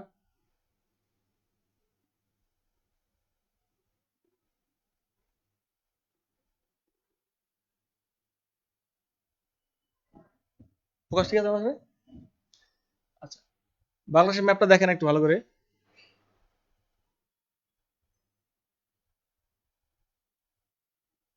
এই হচ্ছে আমাদের বাংলাদেশের ম্যাপ। যারা সাধারণ জ্ঞান পড়ে তারা যে কোনো বিষয় পড়তে গেলে ম্যাপ দিবেন। রিটেন কোশ্চেনের ম্যাপ মনে করে লাগে। আচ্ছা, এটা বিষয় গেল। তো এই হচ্ছে আমাদের বাংলাদেশের ম্যাপ। এখন বলতে পারেন ভাই রক্তে আমাদের নদী কবিতার বিষয়গুলি, সেটা হচ্ছে কি আমি নদীগুলি দেখাবো, কারণ নদীগুলি অনেকে মুখস্থ করে, পরীক্ষা ভুল হয়। কিভাবে কবি কিভাবে মানে উপমা দিয়েছেন বা চিত্রকল্পের প্রয়োগ ঘটাচ্ছেন, এই বিষয়গুলো আমি ম্যাপ দেখে বোঝাবো। যে আপনারা জানেন যে এটা হচ্ছে আমাদের এই একটা নদী, সেটা হচ্ছে পদ্মা। এই নদীটা হচ্ছে আমাদের পদ্মা নদী। এখানে হচ্ছে গঙ্গা নাম, গঙ্গা। এটা হচ্ছে এই নেপালের গঙ্গে হিমবাহ থেকে উৎপন্ন হয়। আর এখান থেকে একটা নদী আসছে, সেটা হচ্ছে ব্রহ্মপুত্র। এই ব্রহ্মপুত্র নদীটা আমাদের এর রাজবাড়ী গোয়ালন্দে আর পদ্মার সাথে মিলিত হয়, এটা হচ্ছে পদ্মা নদী। পদ্মা আর এটা হচ্ছে ব্রহ্মপুত্র, কিন্তু এই জায়গাটায় এই কুড়িগ্রাম দিয়ে প্রবেশ করার পরে এই তিস্তার সাথে যখন মিলিত হয়ে যায়, তখন সেটা হচ্ছে আমাদের যমুনা নদী। যমুনা, কি না? যমুনা নদী। আচ্ছা, আর এই দিক দিয়ে একটা নদী আছে, সেটা হচ্ছে যে মিজোরাম বলা হয়, এখান থেকে একটা নদী আছে। এই নদীটা হচ্ছে আমাদের এখান দুই ভাগে বিভক্ত হয়, এভাবে আসে। এই একটা বিষয়। আরেকটা হচ্ছে এই যেখান থেকে যে পুরাতন ব্রহ্মপুত্র নদ ছিল, সেই নদটা সেখানে ভৈরবের নিকট এখানে মিলিত হয়ে আমাদের এভাবে বঙ্গোপসাগর পর্যন্ত হয়। তাহলে এই নদীটা হচ্ছে আমাদের সুরমা নদী। কি নদী? সুরমা নদী। আর এটা কুশিয়ারা নদী। কারণ কুশিয়ারা নদী আমি লিখবো না, কেন লিখবো না? কারণ আমাদের কবিতা এটা বলে নাই। তাহলে খেয়াল করেন, আর এই নদীটা হচ্ছে এখানে এসে যে এইভাবে এসে আমাদের বঙ্গোপসাগর পতিত হলো, সুরমা নদী হলো। আর এই যে যমুনা নদী, সুরমা নদী, আর হচ্ছে এই জায়গায় ভৈরবের নিকটে এসে আমাদের নাম হচ্ছে মেঘনা, মেঘনা নদী। আর এখান দিয়ে একটা নদী আছে, সেটা হচ্ছে আমাদের এই মিজোরামের লুসাই পাহাড়, এখানে উৎপন্ন হয় কর্ণফুলী নদী। কর্ণফুলী, এই কর্ণফুলী নদী। তো কবি হচ্ছে দেখেন, খেয়াল করে দেখেন, কবি হচ্ছে আমাদের এই জায়গায় এই কটা নদীর কথা বলছেন। কিভাবে বলছেন খেয়াল করেন, যে এই নদীটা আবার মিলিত হয়ে আমার চাঁদপুরের নিকট মিলিত হয়, এটাও পদ্মা নাম, পদ্মা। সে কবি হচ্ছে কবিতা বলছে যে পদ্মা হচ্ছে আমাদের, পদ্মা তোমার যৌবন, পদ্মা তোমার যৌবন, আর যমুনা তোমার হচ্ছে প্রেম। তাহলে পদ্মা আমি কি পেলাম? যৌবন পেলাম। তাহলে আমি তোমাদের কোশ্চেন করছিলাম যে এই পদ্মা নদী মানব জীবনে কিসের তুলনা করা হয়েছে? পদ্মা নদীর তুলনা করছে যৌবনের সাথে, আর যমুনা নদী হচ্ছে প্রেমের সাথে তুলনা করা হয়। আর এখান থেকে যে সুরমা নদী, এই সুরমা নদী হচ্ছে আমাদের এই সুনামগঞ্জ অঞ্চলে, সুনামগঞ্জ সিলেট অঞ্চলে সুরমা। আর এই যে কর্ণফুলী হচ্ছে আমাদের চট্টগ্রাম অঞ্চলে। তো কবি হচ্ছে এখানে কয়েকটা নদী, এই কটা নদীর নাম বলছেন, সেটা কি খেয়াল করে দেখেন। একটা হচ্ছে গঙ্গা, গঙ্গা হচ্ছে পরে বলছে গঙ্গা, একটা পদ্মা, একটা যমুনা, একটা হচ্ছে এই সুরমা, একটা হচ্ছে মেঘনা, আর একটা হচ্ছে কর্ণফুলী। তাহলে লাইনটা ছিল এইভাবে, যে সিস্টেমে একটা বাণিজ্য সিস্টেম হবে, এবার যোগ করবেন, এভাবে পড়বেন, এভাবে এভাবে ধারাবাহিক পড়বেন। তাহলে কি কি খেয়াল করে দেখেন, পদ্মা, যমুনা, সুরমা, মেঘনা। এখানে চারটে কথা বলছে, প্রথম লাইনের পরেই চারটি লাইনের কথা বলছে। পরবর্তীতে আবার সে বলছে যে এই পদ্মা, প্রথমে হচ্ছে ছয়টা নদীর কথা বলছে, যে পদ্মা, খেয়াল করেন, পদ্মা, যমুনা, সুরমা, মেঘনা, গঙ্গা, কর্ণফুলী। এভাবে পড়বেন যে পদ্মা, যমুনা, সুরমা, মেঘনা, একটা সিরিয়াল। পদ্মা, যমুনা, সুরমা, মেঘনা, আবার পদ্মা, যমুনা, সুরমা, মেঘনা, গঙ্গা, কর্ণফুলী। আবার বোঝাই, আমি দেখেন খেয়াল করেন, পদ্মা, যমুনা, সুরমা, মেঘনা, গঙ্গা, কর্ণফুলী। আর লাস্টে যে লাইনটা সেটা হচ্ছে কি, এখানে একটা চেঞ্জ হয়ে গেছে। সেটা হচ্ছে যে আপনার মাঝে মাঝে আপনার পড়েন না, যেমন বাস্তবে বোঝায়, যেন আপনার বলেন ইংলিশে পড়েন যে যদি কোনো কিছু দোষ বোঝানো হয় তাহলে গ্রামারে যে 1 2 3 পার্সন পড়েন, যে প্রথমে ফার্স্ট পার্সন, সেকেন্ড পার্সন, তারপর হচ্ছে আপনার থার্ড পার্সন দেন। কিন্তু যদি দোষ না বোঝায়, ভালো কিছু বোঝায়, তাহলে 2 3 1। তাহলে এক্ষেত্রে আপনি খেয়াল করবেন কি, পদ্মা আছে না, পদ্মার পর যেহেতু যমুনা ছিল, যমুনাটাকে আপনি লাস্টে নিয়ে যাবেন। যেমন এটাকে যদি সিরিয়াল দেওয়া হয় এভাবে, তাহলে 1 2 3 4।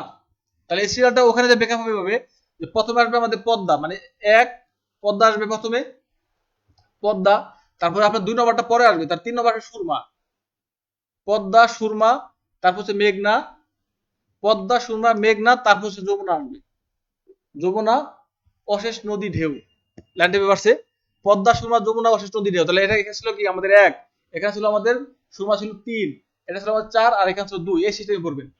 তো এই হচ্ছে আমাদের মূল বিষয়টা, যে কবিতা। তারপর সে বলছে যে সবকিছু আমাদের বঙ্গোপসাগরে রেখে দিচ্ছে, মানে বঙ্গোপসাগর দিকে দিচ্ছে, মানে মোট কথা হচ্ছে কি, এটা হচ্ছে আমাদের এই স্বদেশ প্রতি ভালোবাসা, যে আগ্রাসন, বিদেশি যে আগ্রাসন ছিলেন, এই সম্পর্কে আপনারা আরো অনেক কিছু, যদি কোনো কোশ্চেন আসে এখান থেকে, তাহলে আপনারা মানে পড়ার কোনো বিকল্প নাই ভাই। এখানে আপনার মধ্যযুগের কবি যে ঈশ্বরচন্দ্র গুপ্ত ছিলেন, সে বলেছিলেন, এই স্বদেশ কবিতা বলছে যে ভাতৃভাব ভাবি মনে, দেখো দেশবাসী গণে, কত রূপ স্নেহ করি, দেশের কুকুর ধরি, বিদেশি ঠাকুর ফেলিয়া।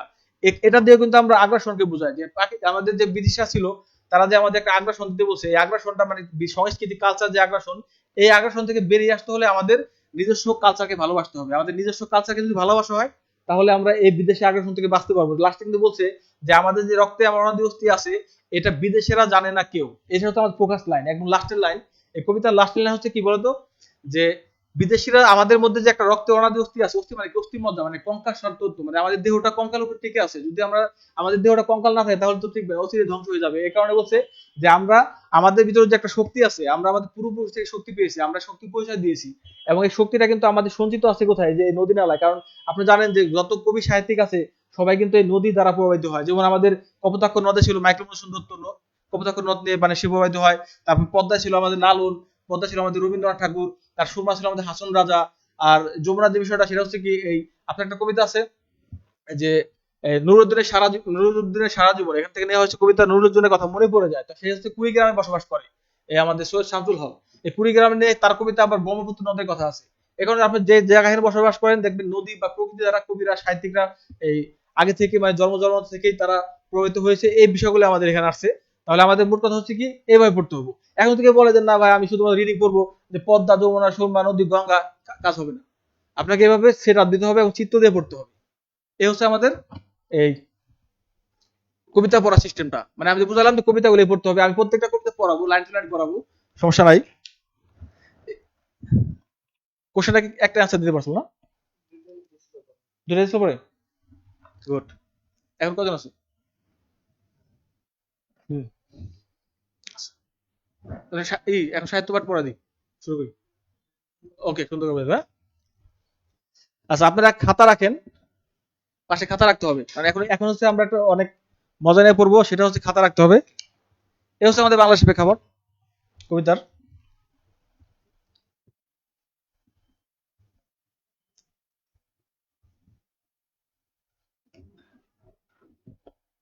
ওকে, এখন হচ্ছে আমরা পড়বো যে বাংলা ভাষার উদ্ভবটা পড়বো একটু।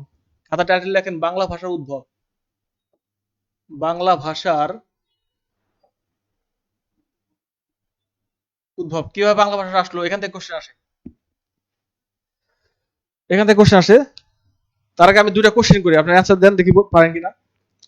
যদি বলা হয় যে বাংলা ভাষার ভগ্নী কোন ভাষা, বাংলা ভাষার ভগ্নী কোন ভাষা, এটা একটু অ্যান্সার দেন। বাংলা ভাষার ভগ্নী কোন ভাষা, এটা একটু অ্যান্সার দেন।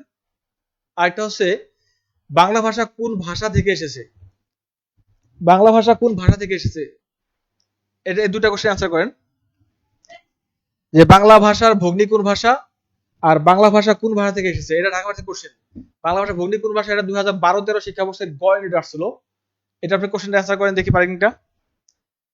যে বাংলা ভাষা কোন ভাষা, বাংলা ভাষার ভগ্নী কোন ভাষা, আর বাংলা ভাষা কোন ভাষা থেকে এসেছে, কমেন্ট করতেছেন।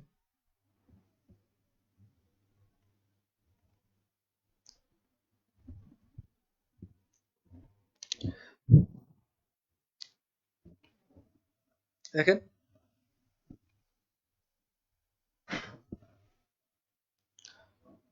কমেন্টটা করেন একটু।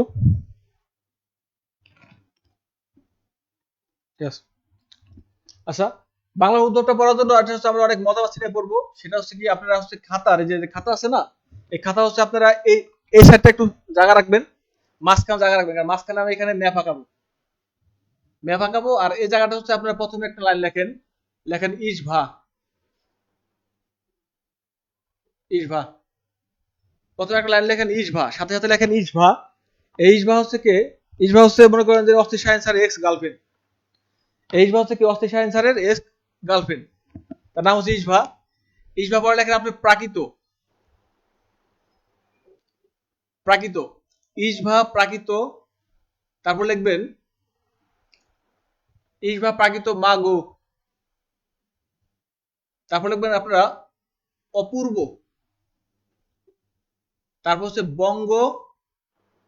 তারপর হচ্ছে বাংলা। লাইনটা কি লিখছি?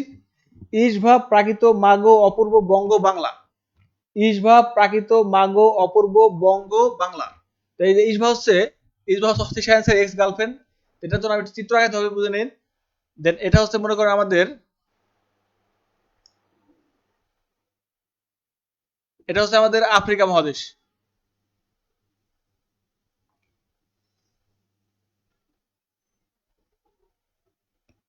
এটা হচ্ছে আমাদের আফ্রিকা মহাদেশ, এটা আফ্রিকা। আর এই সাইডটা হচ্ছে আমাদের ইউরোপ। এটা হচ্ছে জিব্রাল্টার পয়েন্ট, আপনারা জানেন। এটা হচ্ছে মাদাগাস্কার। আচ্ছা, এই জায়গাটা হচ্ছে আমাদের বাংলাদেশ।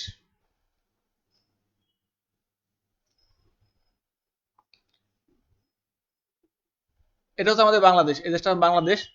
তো এই বাংলাদেশ হচ্ছে, ইসবা হচ্ছে আমাদের এক গার্লফ্রেন্ড ছিল, সে হচ্ছে আমাকে ফাঁকি দিয়ে সে হচ্ছে ইউরোপে চলে যায়। সে কই চলে গেছে? ইউরোপে চলে গেছে। এখন হচ্ছে সে হচ্ছে আমাকে মানে আমার কথা মাঝে মাঝে ভাবে যে আমার শাহিনী ভালো ছিল। বর্তমান যুগের যে ইউরোপে যারা সাদা চামড়ার লোক, তারা হচ্ছে ঠিক মতো কেয়ার করে না। যেমন আমি আমার গার্লফ্রেন্ডে বলতাম যে বাবু তুমি কি খেয়েছো, এই কথাগুলো উল্লেখ করতাম, কিন্তু সে হচ্ছে এখন এই ধরনের কেয়ার করে না। সে আমার প্রকৃতি কথা ভাবে, মানে অস্থি শাহিন স্যারের প্রকৃতি কথা ভাবে। তাহলে কি গার্লফ্রেন্ড নাম হচ্ছে কি ইসবা, সে হচ্ছে অস্থি শাহিন স্যারের প্রকৃতি কথা ভাবে। প্রকৃতি কথা ভেবে তার আম্মুকে বলে মাগো অপূর্ব বঙ্গ বাংলায় ভালো ছিল। কিন্তু সে তো আর বলতে পারে না যে মাগো আমার অপূর্ব শাহিনী ভালো ছিল, এটা বলে তো মাতার কেয়ার করবে না। এই কারণে বলতেছে যে গার্লফ্রেন্ড নাম কি ইসবা, সে এখন কই চলে গেছে? ফাঁকি দিয়ে ইউরোপ চলে গেছে। এবং সে হচ্ছে কি করে? শাহিন স্যারের প্রকৃতি কথা ভাবে, এবং প্রকৃতি কথা ভেবে সে কি বলে? মাগো অপূর্ব বঙ্গ বাংলায় ভালো ছিল। এভাবে আমরা গল্পটা পড়বো যে ইসবা গার্লফ্রেন্ড নাম কি ইসবা, আর সে কি করে? শাহিন স্যারের প্রকৃতি কথা ভাবে, এবং মাগো কি বলে? বলে মাগো অপূর্ব বঙ্গ বাংলায় ভালো ছিল। আচ্ছা, খেয়াল করে দেখেন, এখন এছাড়া যে জায়গাটা আছে সেটা হচ্ছে, এটা কি বলা হয় পুরোটা? আচ্ছা, এখানে ছিল ইন্দো ইউরোপীয়, লেখেন আপনি ইন্দো ইউরোপীয়।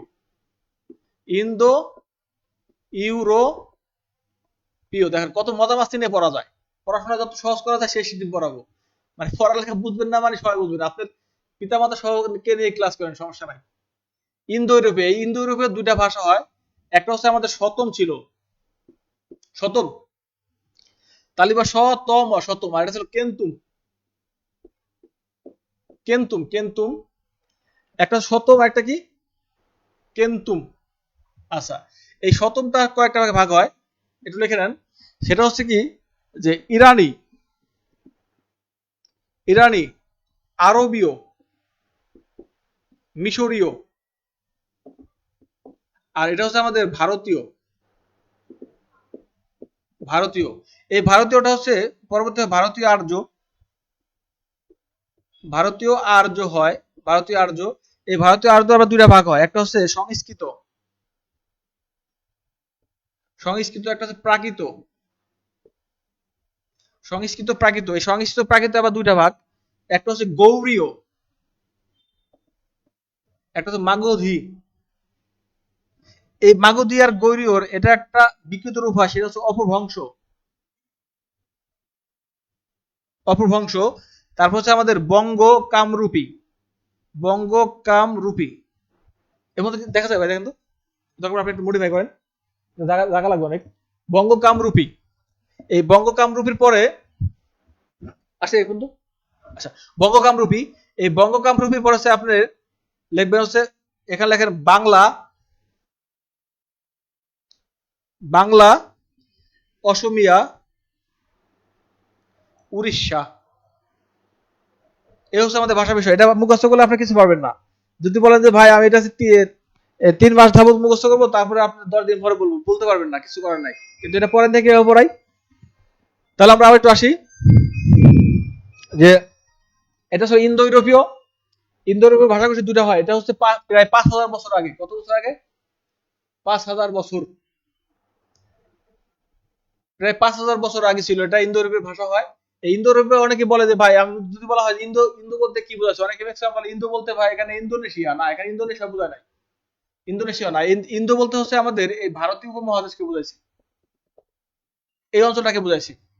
আর ইউরোপীয় অঞ্চলটা কেন্তুম। এই কেন্তুম ভাষাটা পরবর্তীতে মানে বিকশিত হতে পারে না, এই কারণ এখানে যে কেন্তুম ভাষাটা হচ্ছে আর্মেনীয় ভাষা, তারপর আপনি ফ্রান্স, আলবেনিয়া, তো এই সমস্ত অঞ্চলগুলি হচ্ছে আমাদের এই ইউরোপের অন্তর্ভুক্ত ছিল কেন্তুম ভাষা। এটা পরবর্তীতে আমাদের এই ভূমধ্যসাগর হয়ে এর দিকে অগ্রসর হতে পারে নাই। এবং শতম ভাষাটা হচ্ছে ইরানি ভাষা। ইরানি বলতে আপনার যেখানে দেখেন ইরান আছে, এই পয়েন্ট ইরান। তারপর হচ্ছে আরবীয়, আরবি সৌদি আরব, এই যে অঞ্চল সৌদি আরব, সৌদি আরব। তারপর হচ্ছে মিশরীয়, মিশরটা হচ্ছে আমাদের এখানে। আর ভারতীয় জানেন, ভারত হচ্ছে আমাদের বাংলাদেশের ইন্ডিয়া, এখানে শ্রীলঙ্কা, এটা ইন্ডিয়া। তো এই ভারতীয় অঞ্চলে ভারতীয় আর্য ভাষা আসে। এই ভারতীয় আর্য ভাষাটা হচ্ছে এই দুটা ভাগে ভাগ হয়, একটা সংস্কৃত ভাষা, একটা প্রাকৃত ভাষা। পরীক্ষা আসে যে সংস্কৃত ভাষা কাদের ভাষা, এটা লিখে রাখেন উচ্চ বা ব্রাহ্মণ শ্রেণীর ভাষা। ব্রাহ্মণ শ্রেণী, উচ্চ বা ব্রাহ্মণ শ্রেণীর ভাষা সংস্কৃত ভাষা। আর এই প্রাকৃত হচ্ছে কিছুদিন আগে পরীক্ষা একটা আসছে কোশ্চেন চাকরি পরীক্ষায়, যে প্রাকৃত ভাষাটা কাদের ভাষা, বলতে হবে প্রাকৃত ভাষা জনগণের মুখের ভাষা, জনগণের মুখের ভাষা। এটা হচ্ছে প্রাকৃত ভাষাটা হচ্ছে জনগণের মুখের ভাষা। আর সংস্কৃত হচ্ছে উচ্চ বা ব্রাহ্মণ শ্রেণীর ভাষা। এখন খেয়াল করে দেখেন যে সংস্কৃত উচ্চ বা ব্রাহ্মণ শ্রেণীর ভাষা, দেখবেন পৃথিবীতে যারা বেশি এই টাইপের মানে উচ্চ মার্গীয় বা বুর্জোয়া, তারা কিন্তু পৃথিবী টিকে থাকে না, তাদের কিন্তু ধ্বংস হয়ে যায়। কিন্তু সমাজে টিকে থাকে যারা অনার্য বা এই সাধারণ জনগণ, তারাই টিকে থাকে। তো একটা পর্যায়ে দেখেন খেয়াল করে সংস্কৃত ভাষাটা আর বিকশিত হতে পারে নাই, কিন্তু প্রাকৃত ভাষাটা আস্তে আস্তে বিকশিত হয়। একটা হচ্ছে গৌড়ীয় হয়, একটা হচ্ছে মাগধী হয়। তো এই সংস্কৃত ভাষার দুইটা রূপ, একটা কি গৌড়ীয়, সংস্কৃত প্রাকৃত ভাষা দুইটা রূপ, একটা হচ্ছে গৌড়ীয় প্রাকৃত, একটা হচ্ছে মাগধী প্রাকৃত।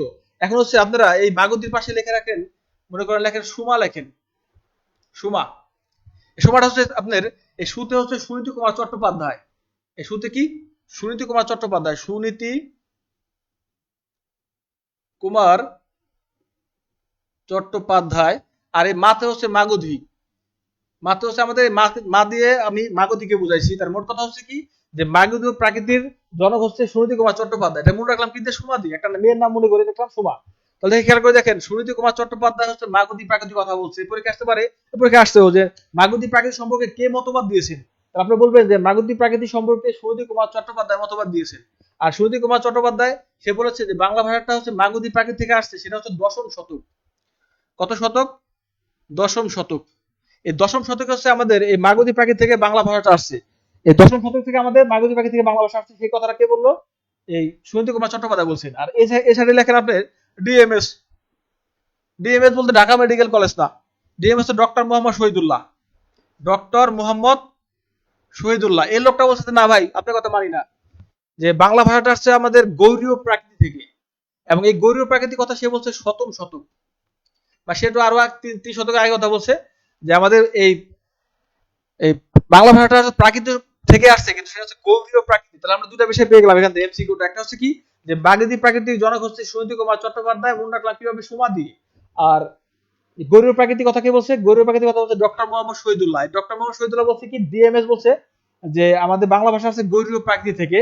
এবং এই গৌড়ীয় প্রাকৃতির আর মাগধী প্রাকৃতি, এই গৌড়ীয় প্রাকৃতি, এই যে গৌড়ীয় আর হচ্ছে মাগধী, এই প্রাকৃতিক একটা বিকৃত রূপ হচ্ছে আমাদের অপভ্রংশ। এখন বিকৃত রূপ, বিকৃত রূপ এই কথা বলছে আবার সে পতঞ্জলি। পতঞ্জলি ভারতীয় উপমহাদেশের একজন ব্যাকরণবিদ। সে বলছে যে না, এই মাগধী প্রাকৃতি আর গৌড়ীয় প্রাকৃতি একটা বিকৃত রূপ হচ্ছে আমাদের অপভ্রংশ। আর অপভ্রংশ পরে হচ্ছে আমাদের বঙ্গ কামরূপী, আর বঙ্গ কামরূপী পরে হচ্ছে আমাদের বাংলা বা অসমিয়া বা উড়িষ্যা ভাষা। এখন একটু খেয়াল করে দেখেন যে বঙ্গ কামরূপী এটাকে গোলদাগ দেন, এই যে বাংলা ভাষা এখানে বাংলাটাকে গোলদাগ দেন, আর অসমিয়াটাকে গোলদাগ দেন। এই গোলদাগ দিয়ে দুটাকে যোগ করেন। যোগটা হচ্ছে এই বঙ্গ কামরূপী আর অসমিয়া ভাষা, এই ভাষার ভিতরে একটা মিল আছে, যার কারণে এই বঙ্গ ভাষা মানে বাংলা ভাষাটাকে এই অসমীয়া ভাষার ভগ্নী বলা হয়। কোশ্চেন ছিল আমাদের যে বাংলা ভাষার ভগ্নী কে, ঢাকা ভার্সিটি কোশ্চেন ছিল এটা, যে 2012-13 শিক্ষাবর্ষে, যে বাংলা ভাষার ভগ্নী কোন ভাষা, ভগ্নী মানে বোন। লিখে রাখেন, এই বাংলা ভাষা ভগ্নী হচ্ছে, ভগ্নী বা বোন হচ্ছে আমাদের এই অসমীয় ভাষা। বাংলা ভাষার ভগ্নী হচ্ছে কে, অসমীয় ভাষা। আর এই উড়িষ্যা হচ্ছে আমাদের পশ্চিমবঙ্গের ভাষা। তো এই হচ্ছে আমাদের যে ভাষার যে চিত্রপটটা ছিল, সেটা হচ্ছে কি, যে কোশ্চেন যদি বলা হয় কয়েকটা প্রেক্ষাপটে, যদি বলা হয় বাংলা ভাষার জননী কোন ভাষা, এই বাংলা ভাষার জননী পাশে লেখেন এই বঙ্গ কামরূপী, এটা হচ্ছে মা বা জননী, মা বা জননী। আমি একসাথে লিখতেছি, মুসলিম আপনারা বুঝবেন না। তাহলে বঙ্গ কামরূপী এই ভাষা হচ্ছে আপনার, যে বাংলা ভাষার মা হচ্ছে কোন ভাষা, বঙ্গ কামরূপী। বাংলা ভাষা মাকে বঙ্গ কামরূপী। আর বাংলা ভাষাটা যদি বলা হয় যে বাংলা ভাষা কোন ভাষা থেকে আসছে, তাহলে বলতে হবে বঙ্গ কামরূপী। আর যদি বলা হয় বাংলা ভাষা কোন ভাষা বংশ থেকে আসছে, তাহলে বংশ ক্ষেত্রে বলতে হবে ইন্দো ইউরোপীয় ভাষা বংশ। এই পাশে লিখে রাখেন বংশ, বংশ, বংশ। দেখেন এখন হচ্ছে আমরা মূল গল্পে যাব। গল্পটা কি ছিল আমাদের, আবার বলি, যে ইসবা কে ছিল, ইসবা হচ্ছে এই আমার মনে করেন যে অস্থির সায়েন্স, ঠিক আছে, এই অস্থির সায়েন্সারের এক্স গার্লফ্রেন্ড, নাম কি ইসবা। সে এখন কই থাকে, সে হচ্ছে ইংল্যান্ডে, ইউরোপে থাকে। এবং ইউরোপের থেকে সে কি বলে, যে আমার সম্পর্কে সে ভাবে, মানে আমার প্রকৃতির কথা ভাবে, যে সাইনের প্রকৃতিটা ভালো ছিল, আমাকে এখন অনেকে কেয়ার করে না। দেখে খেয়াল করেন, গার্লফ্রেন্ড নাম হচ্ছে ইসবা, সে হচ্ছে প্রকৃতির কথা ভাবে, এবং তার আম্মুকে বলে, মাগো অপূর্ব বঙ্গ বাংলায় আমার ভালো ছিল। এই ক্ষেত্রে খেয়াল করে দেখেন, এই ইতে হচ্ছে আমাদের এই ইন্দো ইউরোপীয়, ইতে হচ্ছে কি আমাদের ইন্দো ইউরোপীয়, এই শতে হচ্ছে আমাদের, দেখেন খেয়াল করেন, শতম। আর এই ভাতে হচ্ছে কি আমাদের, দেখেন এই ভাতে হচ্ছে আমাদের ভারতীয়। আর প্রাকৃতি হচ্ছে আমাদের এই যে প্রাকৃত, খেয়াল করছেন, প্রাকৃত। আর মাতে হচ্ছে আমাদের এই যে মাগুদি প্রাকৃত, মাতে হচ্ছে আমাদের এই যে মাতে হচ্ছে মাগুদি প্রাকৃত। আর গোতে হচ্ছে আমাদের এই যে গৌরীয়। আর এই অপূর্ব থেকে হচ্ছে আমাদের অপভ্রংশ। আর বঙ্গ থেকে হচ্ছে বঙ্গ কামরূপী। আর এই বাংলা হচ্ছে আমাদের এই বাংলা ভাষা। এই হচ্ছে ছিল আমাদের যে মূল বিষয়টা। এই হচ্ছে আমাদের বাংলা সাহিত্যের যে মানে বাংলা ভাষার উদ্ভব বিকাশ। এখান থেকে আমরা অনেক এমসিকিউ করতে পারি। এই বিষয়গুলো আপনি স্ক্রিনশট দিয়ে রাখেন, অথবা যারা মানে ই করেন, খাতা যারা তুলছেন তারা এইভাবে তুলে রাখেন। তাহলে গল্পটা দিয়ে আপনি, হ্যাঁ, আর আর আর যত পারেন শেয়ার করে দেন, পুরো বাংলাদেশে জানিয়ে দেন, ঠিক আছে। এই ক্লাস সব সব জায়গায় ছড়িয়ে দেন। বুঝতে পারছেন, এখানে মুখস্থ করার কিছু না। অনেক ছেলে মেয়েদের মুখস্থ করা হয় যে ইন্দো ইউরোপীয় থেকে ভাষা বংশ, ভারতীয় আর্য ভাষা প্রাকৃত, ভারতীয় কাজ হবে না, কোনো লাভ নাই। আপনাকে এই সিস্টেমে পড়তে হবে। আর এইভাবে সন্দেহ সন্দেহ ভালোবাসা দিয়ে আমরা পড়াশোনা করবো, কোনো সমস্যা নাই। ক্লিয়ার বিষয়টা? এই হচ্ছে আমাদের মূল বিষয়টা। কবিতা পড়ে রাখি একটা, কবিতা পড়াই। কি ক্লিয়ার হচ্ছে না বিষয়? গুড। তো এই হচ্ছে আমাদের বিষয়। এখন হচ্ছে আমরা পড়বো, কবিতা পড়বো আস্তে আস্তে। এই হচ্ছে বিষয়টা, আমরা মুসিবিল এখন মুসিবিল দিয়ে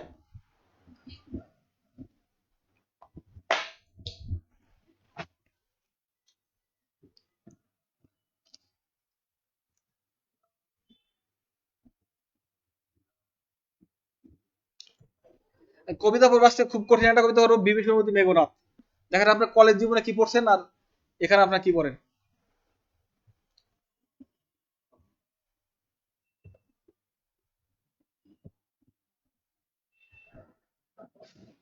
আচ্ছা, এটার জন্য খাতা পাশে রাখতে হবে, কারণ কিছু কিছু টোকেন আছে যেগুলো আপনারা জানেন না, এগুলো বলে নাই, এগুলো বলবো আমি।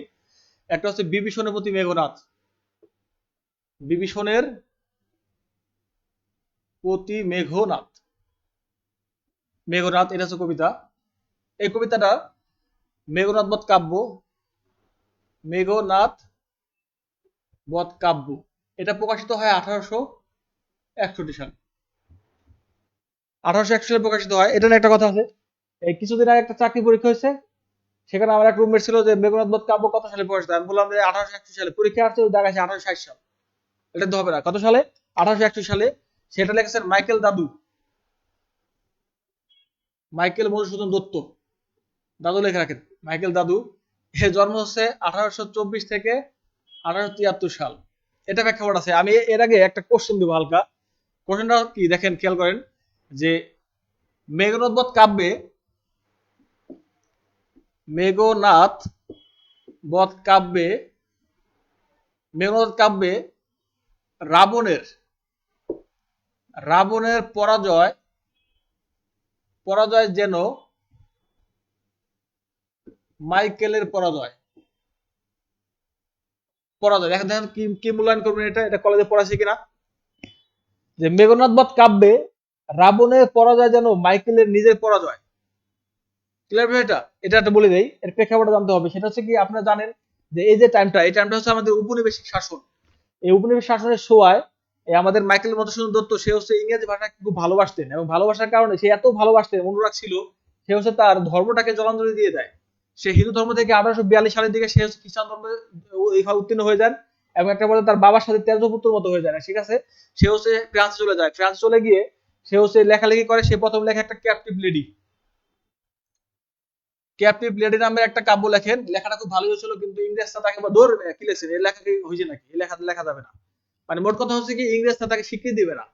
মানে তার লেখাটা খুবই ভালো হয়, কিন্তু লেখাটা তার স্বীকৃতি পায় না। কেন পায় না? কারণ মাইকেল ছিল যে সে হচ্ছে ওয়াটসন, তারপর তো হচ্ছে জন কিটস, পিবি শেলি, তারপরে আপনার হচ্ছে জর্জ বার্নার্ড শো, এই সমস্ত লেখকের মতো সে লেখক হতে চেয়েছিলেন। মানে না, আমার লেখাটা আর ভালো হবে, বিকশিত হবে, আমি বাংলা সাহিত্য বাদ দিয়ে আমি ইংরেজ সাহিত্যে নিজেকে ব্রত করবো। কিন্তু একটা পর্যায়ে এসে ইংরেজরা তাকে স্বীকৃতি দেয় না। কেন দেয় নাই? কারণ তারা বলতেছে যদি এই উপনিবেশিক শাসন আমলে যদি বাংলা জাগরণের কারণে যদি মাইকেল মধুসূদন দত্ত বড় হয়ে যায়, তাহলে তাদের ধর্মীয় যে সংস্কৃতিগুলি, উপনিবেশ মানে কি, যে অন্য একটা দেশ হচ্ছে আমাদের দেশে তাদের নিজস্ব কালচার দিবে, সেই কালচারগুলি আমরা জন্মান্তরে কি করবো, মানে বুকে প্রাণে ধারণ করবো। যেমন বোঝায়, আমি এখন থেকে শার্ট আর প্যান্ট পরে আসছি, কিন্তু আমার ক্লাস নেওয়ার কথা লুঙ্গি আর ফতুয়া পরে।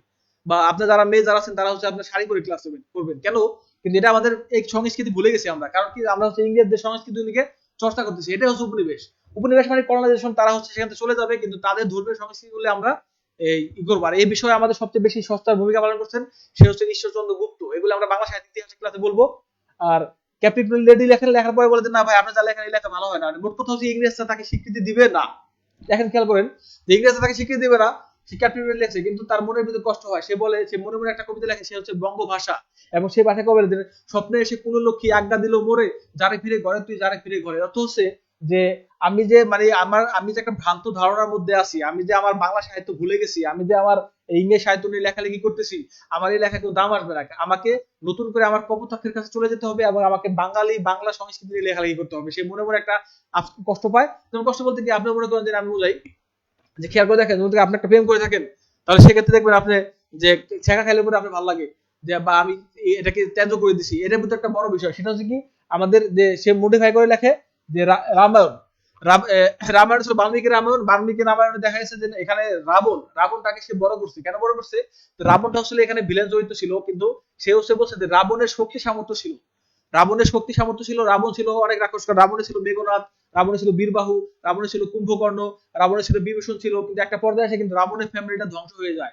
এই রাবণটা কিন্তু প্রতিভা ছিল, রাবণের আমাদের শক্তি ছিল, শক্তি থাকা সত্ত্বেও আমাদের মাইকেল মধুসূদন দত্তের প্রতিভা ছিল। মানে মোট কথা হচ্ছে যে রাবণের ছিল শক্তি ছিল, আর মাইকেল মধুসূদন দত্তের প্রতিভা ছিল। কিন্তু তারপরও শক্তি আর প্রতিভা থাকা সত্ত্বেও ইংরেজরা যেমন মাইকেলকে স্বীকৃতি জানায়, তেমনি ভাবে দেবতাদের প্ররোচনায়, এই দেবতাদের প্ররোচনায় হচ্ছে এই রাবণের পরিবারটা ধ্বংস হয়ে যায়। মানে মোট কথা হচ্ছে দেবতা যার ফেভারে থাকে তার জন্য কিছু লাগে না।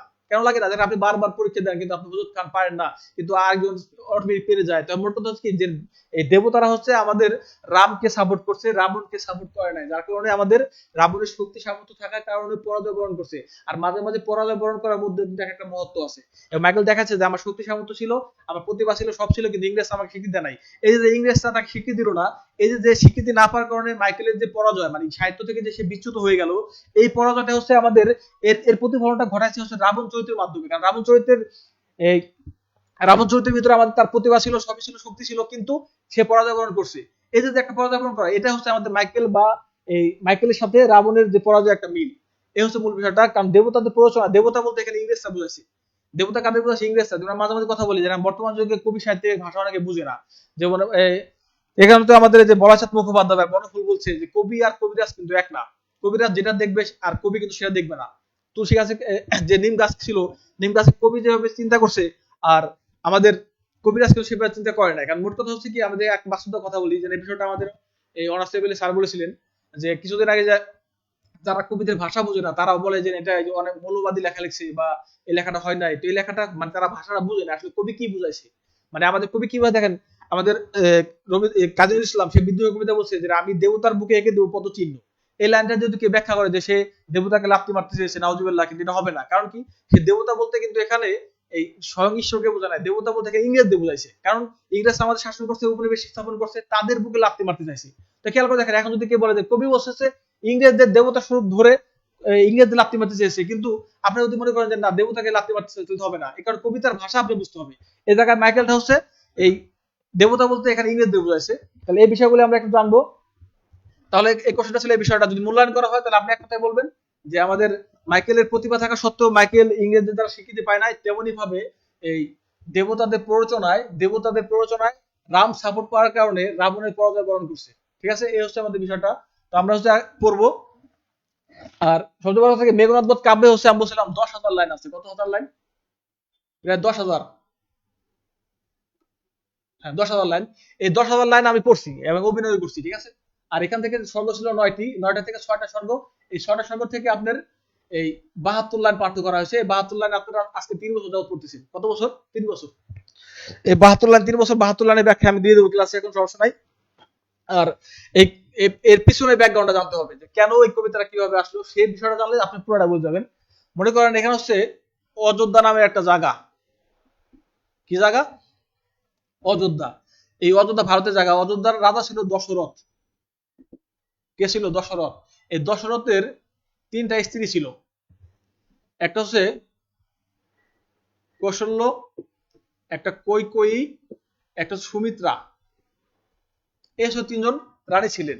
তো দশরথ হচ্ছে আপনি দেখেন বিভিন্ন ছবি, যারা আপনারা দেখেন নাই, নব্বই ছবি আপনার বাপসারা দেখছি, তাদের জিজ্ঞাসা করে দেখেন। রঙিন রোবান ছবি, বেদের মেয়ে জ্যোৎস্না, এই সমস্ত ছবিতে বিভিন্ন জায়গায় দেখছি যে রাজরাজা সবকিছু আছে, কিন্তু তার সন্তান নাই। আটপুরে বাসা বলা হয়। এই আটপুরে বাসা বলা হয়, তাকে কেউ ভালোবাসে না। এই যে আটপুরে বাসা, তার যে সন্তান নাই, ছেলে সন্তান নাই বা নাই, এই বিষয়ে কিন্তু আমাদের এই একটা সূরাই নাজিল হয়েছে, আমাদের সূরা কাউসার। এই কাউসার সূরা কিন্তু শেষ শেষ লাইন, সেখানে এই মানে নবীকে, আমাদের হযরত মুহাম্মদ সাল্লাল্লাহু আলাইহি ওয়াসাল্লামকে এই কাফেররা হযরত মুহাম্মদ সাল্লাল্লাহু আলাইহি ওয়াসাল্লামকে, হ্যাঁ স্লো বলতে বলে, 5G নেটওয়ার্ক চলতেছি। আচ্ছা ওকে, ঠিক আছে। তো এই সন্তান নিয়ে আমি কিছু কথা বলি। সেটা হচ্ছে কি, যে আমাদের নবীর 3টা সন্তান ছিলেন, ছেলে সন্তান, সে মারা যায়। মারা যাওয়ার কারণে কাফেররা তাকে বলছিল যে লেস কাটা, মানে তার নাম নেওয়ার মতো পৃথিবীতে কেউ থাকবে না, মানে আমাদের নবীকে বলছেন। কিন্তু আল্লাহ কিন্তু তখনই সূরা কাউসার দিয়ে দেন, হাউজে কাউসার তাকে দেওয়া হবে। তারপর বলছে যে লাস্টে বলছে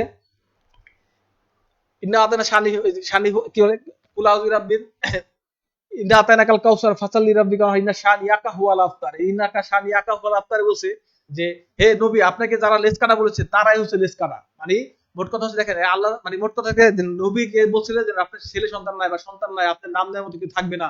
তো এই যে বিষয়গুলি, এই বিষয়গুলি কিন্তু আল্লাহ তখনই প্রোটেক্ট করে দিয়েছে যে না, নবীর নাম যতবার নেওয়া হবে অন্য কারো নাম আসবে না, কারণ আল্লাহ নামের সাথে নবীর নামটাকে এক করে দিয়েছে। এই সূরার মাধ্যমে এটা বুঝাইছেন। তো এই ক্ষেত্রে দেখেন, খেয়াল করেন যে কৌশল্যা দশরথ ছিল। এই দশরথের এই স্ত্রী ছিল 3জন, কৌশল্য, কৈকেয়ী, সুমিত্রা। তো এদের সন্তান ছিল না। তো স্ত্রী যদি আমার 10টা থাক, 20টা থাক বা 100টা থাক, তাতে আমার দুঃখ নাই, কিন্তু সন্তান না থাকলে এই রাজার মনে শান্তি থাকবে না, তখন ওই রাজ্যেও শান্তি থাকবে না। সবাই প্রজারা বলবে তারা হচ্ছে আটপুরে বাদশা, মানে তার কোনো দাম নাই। তো এই ধরনের ছবি সিনেমাতে আমরা পাই। তো এখানে খেয়াল করে দেখেন, তখন সে হচ্ছে মরে মরে একটা দেবতার মানে পূজা করে, তখন সেখান থেকে হু হু করে একটা মানে বের হয়, একটা ঋষি বের হয়। ঋষি বলতেছে যে ভাই, বলে যে তুমি আমার কাছে কি চাও? তখন সে বলে যে দেখেন, আমার মানে আমার রাজ্যে শান্তি নাই, আমার ভালো লাগে না, আমার ঘরে 3টা স্ত্রী আছে কিন্তু আমার কোনো সন্তান নাই। তখন সে বলে যে নে, তোকে এক বাটি পায়েস দিলাম, এই পায়েসটা তোর স্ত্রী সবাইকে খাওয়াবি, খাওয়ানোর পর দেখবি যে তার হচ্ছে গর্বে সে একটু কম খায়, এও কম খায়, কিন্তু সুমিত্রা একটু বেশি খায়। বেশি খাওয়ার কারণে তার বাচ্চা 2টা হয়েছে। এই কৌশল্য ছিল আমাদের রাম ছিল, আর এ ছিল ভরত। ভরত আর সুমিত্রা ছিল হচ্ছে আমাদের লক্ষণ। এই লক্ষণ বানাটা মূর্ধন্য হবে, লক্ষণ ছিল। আর ছিল আমাদের শত্রুঙ্গ। শত্রুঙ্গ, এখন ঠিক আছে না?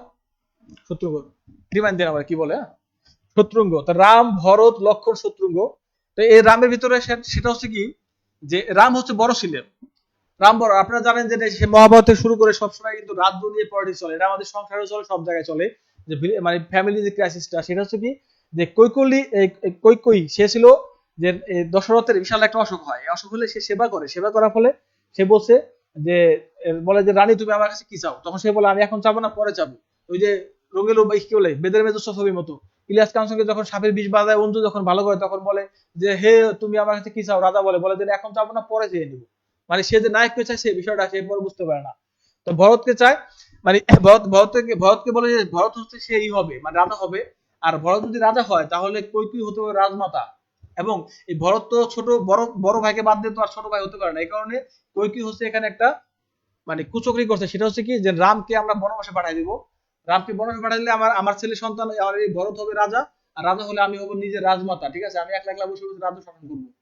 তো এই ক্ষেত্রে আমরা দেখেন খেয়াল করেন একটা ইয়াকাই বনবাস আঁকাই, এটা মনে একটা বনবাস। এই বনবাসে মনে করেন অসংখ্য বলা গাছপালা আছে, এই গাছপালাগুলি আছে এখানে। আচ্ছা, এই বনবাসের ভিতরে আমাদের কে কে যাবে? এটা হচ্ছে আমাদের রাম, এটা হচ্ছে রাম, এ হচ্ছে আমাদের মনে করেন সীতা,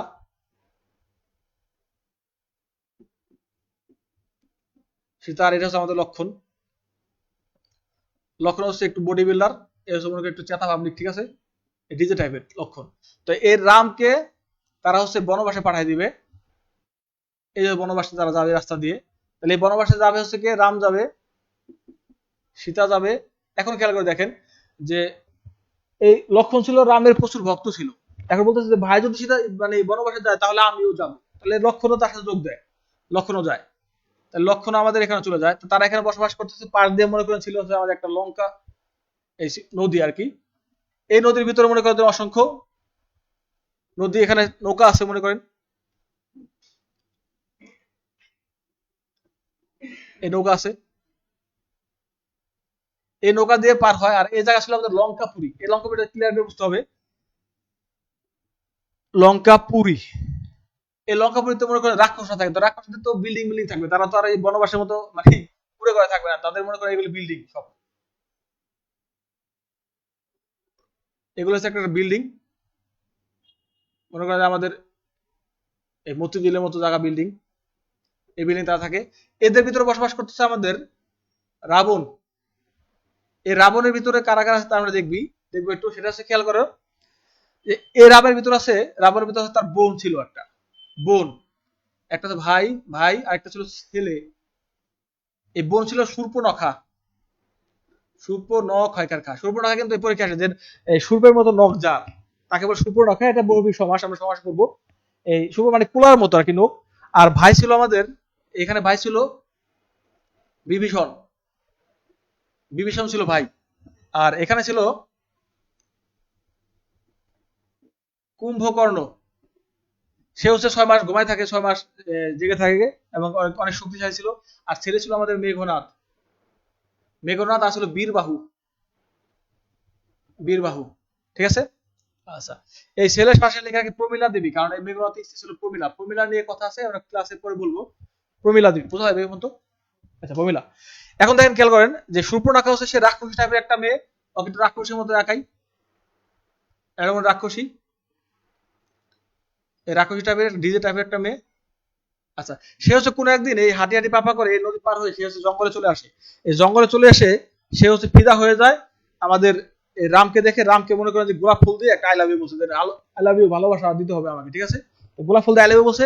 রাম বলছে যে ভাই আমরা এমনি খুব কষ্টে আছি, আমরা এই বনবাসে আছি, আমাদের থাকা খাওয়া কষ্ট হচ্ছে, আমার ঘরে ভাই অনেক সুন্দর লক্ষ্মী বউ আছে, তুমি আমাকে আমার পেছনে এসো না, তুমি চলে যাও, আমাকে আমাকে আমাকে ডিস্টার্ব করার দরকার নাই। তো প্রতিমধ্যে হচ্ছে সে আবার লক্ষণকে দেখে, লক্ষণকে মনে করেন দুইটা গোলাপ ফুল দিছে, রামকে ছিল একটা, দুইটা দিছিল গোলাপ ফুল, যে এই লক্ষণ তোমার ভাই আমাকে ভালোবাসা গ্রহণ করে না, তুমি গ্রহণ করো। তখন লক্ষণ বলতে না এগুলো সম্ভব না, একটা পর্যায়ে বাঘ বিতণ্ডা হয়, তখন হচ্ছে এই তার এই লক্ষ্মী মেয়েটার বিশাল একটা নাকটা কেটে দেয়, নাকটা কেটে দিলে সে হচ্ছে তার ভাই রাবণের কাছে চলে যায়। এই রাবণের কাছে চলে গিয়ে বলে ভাই আমাদের এই এই ওই পারে কুড়ি ঘর সে মানে কুড়ি ঘরে থাকে, তারা তারা হচ্ছে বনবাস আসছে, আমার নাকটা দিয়েছে লক্ষণ নামে এক লোক। তখন ভাই খুব কষ্ট পায় অবশ্যই, কারণ আমার শক্তি আছে, আমার আমার বোনকে ওদিকে ডিস্টার্ব করে, তাকে তো 14 শিখের ভাত তো খাওয়াবো, প্লাস বহুত কিছু করার চেষ্টা করবো, ঠিক আছে। তো এই ক্ষেত্রে যে এই সুপর্ণখা নাকটা রাবণ বলছে যে যেভাবে হোক আমি এখান থেকে কোন একটা ই করবো, মানে এই সীতাকে সারিয়ে নিয়ে আসবো, তখন আমার সামনে যখন আমি তখন তাকে গুলি করে মারবো, ঠিক আছে। নাক মানে কথা আছে না, কান তালে মাথা আছে, যে আমরা বাংলা সিনেমায় দেখি যে মনে করি শাহিন স্যারের এই প্রেমিকাকে তুলে নিয়ে গেছে, শাহিন স্যার যাবে আর ভিলেন ঠাস ঠাস করে গুলি করে মেরে ফেলবে, ঠিক আছে। এই হচ্ছে একটা কাহিনী, যে আমি এখান থেকে সীতাকে উঠাই নিয়ে যাবো, সীতাকে নিয়ে যাওয়ার কারণে এই তারপর যারা যাবে তাদেরকে আমরা মেরে ফেলবো, এই ধরনের একটা কাহিনী। তো একটা হচ্ছে যে একটা সময় এই আমাদের রাবণ চলে আসে এখানে, তো রাবণের হচ্ছে রাবণ একটা ছবি আঁকায়, রাবণ হচ্ছে ঋষি টাইপের হয়, দাঁড়িয়ে আছে বা একটু জঙ্গল টাইপের লোক, সে হচ্ছে ঋষি। এই ঋষি লোকটা হচ্ছে সীতাকে নিয়ে যাবে এমন টার্গেট নিয়ে আসছে। তো একটা সময় সে একটা মায়া হরিণ, এই একটা মায়া হরিণ মনে করেন, মায়া হরিণটা সে একটা বলে, এই মায়া হরিণটাকে সে একটা ছদ্মবেশ তৈরি করে, মায়া হরিণকে বলে যে এই রামের কণ্ঠ নকল করে, নকল করার কারণে সে বলে বাঁচাও বাঁচাও আমাকে আঘাত করছে বা এই করছে। তখন সীতা বলে যে তোমার ভাইকে কে ধরে নিচ্ছে, তুমি যাই নিয়ে আসো তাকে, মানে উদ্ধার করো। তখন সে বলে ভাবি আপনি হচ্ছে ঘরের মধ্যে থাকেন, এই ঘরের মধ্যে ওনাকে ঘর টাকা দিলাম, বলে যে আপনি এখানে থাকেন, আপনি এখানে আমি একটা বিশাল একটা কুণ্ডল দিয়ে যাই, আপনি এখান থেকে বেরোবেন না, কারণ আপনি এখানে বেরোলে আপনাকে নিয়ে যেতে পারে। এই কারণে সে এখানে এর ভিতর থাকে, থাকার কারণে সে মানে এসে নক করে যে মা অনেকদিন যাবো তো আমি কিছু খাইনি, আমার কিছু খেতে দাও। তখন সে বলে বাবা আমি তো মানে বেরোতে পারবো না, আপনি ভিতরে আসেন। তো সে আসতে দেখে যে যেতে পারে না। তো একটা পরে তাদের ভিতরে কথোপকথন হয়। তখন ঋষি বলে যে এই মেয়ে তুমি যদি না বেরো তাহলে তোমাকে আমি অভিশাপ দেবো, তোমার স্বামীকে অভিশাপ দেবো, তোমার স্বামী মারা যাবে। তো আমরা জানি যে মহাভারত থেকে শুরু করে সব জায়গায় যে যা কোনো ঋষি যদি কোনো স্বামীকে বা কাউকে অভিশাপ দেয় তাহলে কিন্তু সে হচ্ছে এই অটোমেটিক্যালি সে মারা যায়। তো এই কারণে সে মানে নারী না হওয়ার কারণে সে বিধবাতে না হয়, যে কারণে বলছে ঠিক আছে আমি আসতেছি। তো আসার পরে তাকে নিয়ে যায়, তাকে নিয়ে যায়। এই পর্বে প্রথম পর্ব, দ্বিতীয় পর্ব, তৃতীয় পর্ব এবার শেষ হয়। ষষ্ঠ পর্বে যে ঘটনা ঘটে সেটা হচ্ছে বধ পর্ব বলা হয়। এই বধ পর্বে যে ঘটনাটা ঘটছে সেটা হচ্ছে কি, এই বধ পর্বে এই চাচা আপন প্রাণ বাঁচা, মানে আমরা বিভীষণের যে বিষয়টা দেখি সেটা হচ্ছে বিভীষণ হচ্ছে একটা রাজাকার চরিত্র। রাজাকার চরিত্র মানে কিভাবে দেন, রাজাকার মানে কি, রাজাকার বিভীষণকে রাজাকার চরিত্র বলা যায়, বিভীষণকে মির্জাফর চরিত্র বলা যায়। আর তোমাদের যে আছে ফার্স্ট যে বইটা, ফার্স্ট বইয়ের প্রথম যে শিশুশীলটা, এই প্রথম শিশুশীলটা কিন্তু এই মির্জাফরকে দিয়ে করা লেখা। আগে মির্জাফরের নাম অনেকে ভালোবেসে রাখতো যে আমার ছেলের নাম মির্জাফর রাখতো, কিন্তু এই 1727 সালে 23 জুনের পর থেকে এখন মির্জাফরকে রাখে না, কারণ মির্জাফর মানে জাফর রাখলে পরে সে মির্জাফর হয়ে যায়, বা জাফর রাখলে মির্জাফর হয়ে যায়, এখন গভীর সত্য হয়ে গেছে। এইভাবে প্রবাদ প্রবচন করে চলে আসে, যে বলা হয় ঘরের শত্রু বিভীষণ। আগে কিন্তু এটা ছিল না, এই ধরনের ঘটনা কারণেই কিন্তু ঘরের শত্রু বিভীষণ হয়ে গেছে।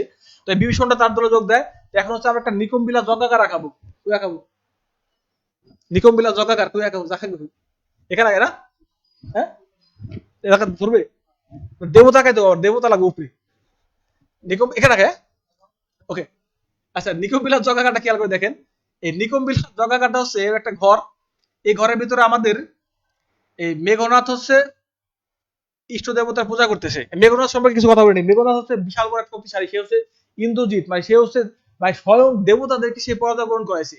তাকে বলা অরিন্দম বলা হয়, শত্রুকে যে নিপাত করে সে অরিন্দম। তারপরে সে বাসক ত্রাস, মানে তার বাসক ত্রাস বলতে সন্ত্রাসের মতো বাসক ত্রাস, সে হচ্ছে মানে একটা ত্রাস ছিল, মানে আতঙ্ক ছিল একটা, মানে মেঘনাথ যে একটা শক্তিশালী মেঘনাথ, সে জন্মগ্রহণ করার সময় মেঘের যে একটা আর্তনাদ ছিল, এই কারণে তাকে বলা হয় মেঘনাথ। তো মেঘনাথ খুব ভালোভাবে পূজা করতেছিল। প্রত্যেকটা দরজার সামনে একটা করে রাক্ষস ছিল, রাক্ষস ছিল পাহারাদার হিসেবে। এই রাক্ষস যখন থাকে তখন এই পাহারা দেয় রাক্ষসে, রাক্ষস পাহারা দিলে রাক্ষস পাহারা দেয়। কিন্তু একটা পর্যায়ে দেবতা হচ্ছে এই জায়গায়, দেবতারা থাকে মনে করেন যে আপনার এই আকাশে। দেবতা দেবতা ছিল, শিব ছিল, মায়া দেবী ছিল, মায়া দেবী, মদন ছিল, মদনকে বলা হয় আপনার প্রেমের প্রেমের দেবতার মতো আর কি, মদন দেবতার নাম মদন, মায়া দেবী। তো তারা হচ্ছে যে এই যে দেবতাদের প্ররোচনাটা কিভাবে আসছে খেয়াল করে দেখেন। দেবতারা চাইতেছে যে এই আমাদের লক্ষণ যেভাবে হোক মেঘনাথকে হত্যা করবে। তো লক্ষণ হচ্ছে আমাদের লক্ষণ, আর চাষা এখানে আছে আমাদের, চাষা আছে আমাদের বিভীষণ। এই বিভীষণ আর লক্ষণ দুইজন এক হয়েছে, এক হয়ে তারা হচ্ছে এই পয়েন্টে আসছে। আসার পর তার টার্গেট ছিল যেভাবে প্রবেশ করবে, কিন্তু প্রবেশ করতে পারতেছে না, কারণ কি এখানে তো রাক্ষসদের যে একটা বিষয় তারা আটকে রাখছে। কিন্তু একটা পর্যায়ে হচ্ছে এই শিব মায়া দেবীকে পাঠিয়ে দেয় অবতার হিসেবে, যে তোমরা যাও যেভাবে হোক এর ভিতরে প্রবেশ করে দাও। তো তখন হচ্ছে মায়া দেবী মানে প্ররোচনা, অনেকে বলা হয় যে লক্ষণকে মারার জন্য এই কে সাহায্য করেছিলেন, তাহলে এই ক্ষেত্রে বিভীষণ হবে না, অ্যান্সার হবে মায়া দেবী। কারণ বিভীষণ তো যাইতে পারতেছে না, কারণ মায়া দেবী যদি এখানে হেল্প না করতো তাহলে যাইতে পারতো না। মায়া দেবী যখন যায় তখন হচ্ছে কোনো কথাবার্তা কিছু নাই, পেছন থেকে সরাসরি তাকে আঘাত করে। আঘাত করার ফলে সে বসে এতক্ষণে অরিন্দম কহিলা বিষাদ, কবিতার লাইন শুরু হয়ে গেছে। মানে বিষাদ এতক্ষণে অরিন্দম, মানে অরিন্দম বলতে মেঘনাথ, এই এতক্ষণে অরিন্দম কহিলা বিষাদ, মানে পিছন থেকে আঘাত করছে, আঘাত করার ফলে সে বলতেছে যে এতক্ষণে অরিন্দম কহিলা বিষাদে। তখন সে কথা বলতে থাকে, কথা বলার পরে সে বলে যে তখন দেখা যায় তার কাকা হচ্ছে দাঁড়িয়ে আছে আর লক্ষণ দাঁড়িয়ে আছে। তো একটা পর্যায়ে হচ্ছে সে কাকাকে ইন্ডিকেট করে বলে, কাকার মধ্যে এই যে কাকার মধ্যে বিভীষণের ভিতরে মেঘনাথের যে একটা কথোপকথন, তাদের ভিতরে যে একটা ডায়লগ, এই ডায়লগটা হচ্ছে আমাদের কবিতা বিভীষণের প্রতি মেঘনাথ। তাহলে বিভীষণের প্রতি মেঘনাথের যে একটা আর্তনাদ, সেটা হচ্ছে বিভীষণের প্রতি তার যে কষ্ট, এই কষ্টটা সে হচ্ছে এখানে তুলে ধরছেন।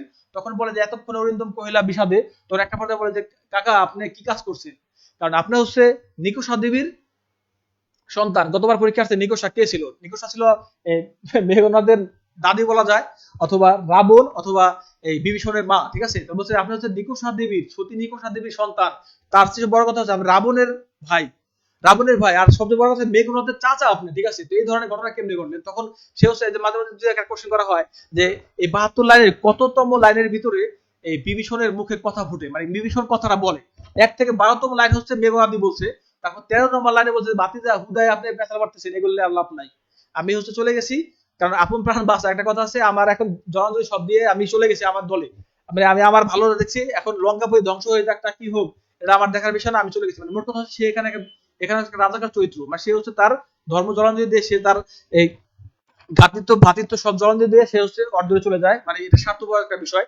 তখন সে কথা বলে যে কাকা আপনি যে ঘটনা করছেন, দেখেন আমরা হচ্ছে এই যে লাইন আছে যে বিধাতা বিদুরে স্থানু ললাটে, এর লাইন হচ্ছে যে সৃষ্টিকর্তা এই ঈশ্বর যেমন এই চারটাকে আকাশের পানে স্থাপন করে দিয়েছেন, এই আকাশের চারটা কিন্তু কখনো মাটিতে গড়াগড়ি খায় না।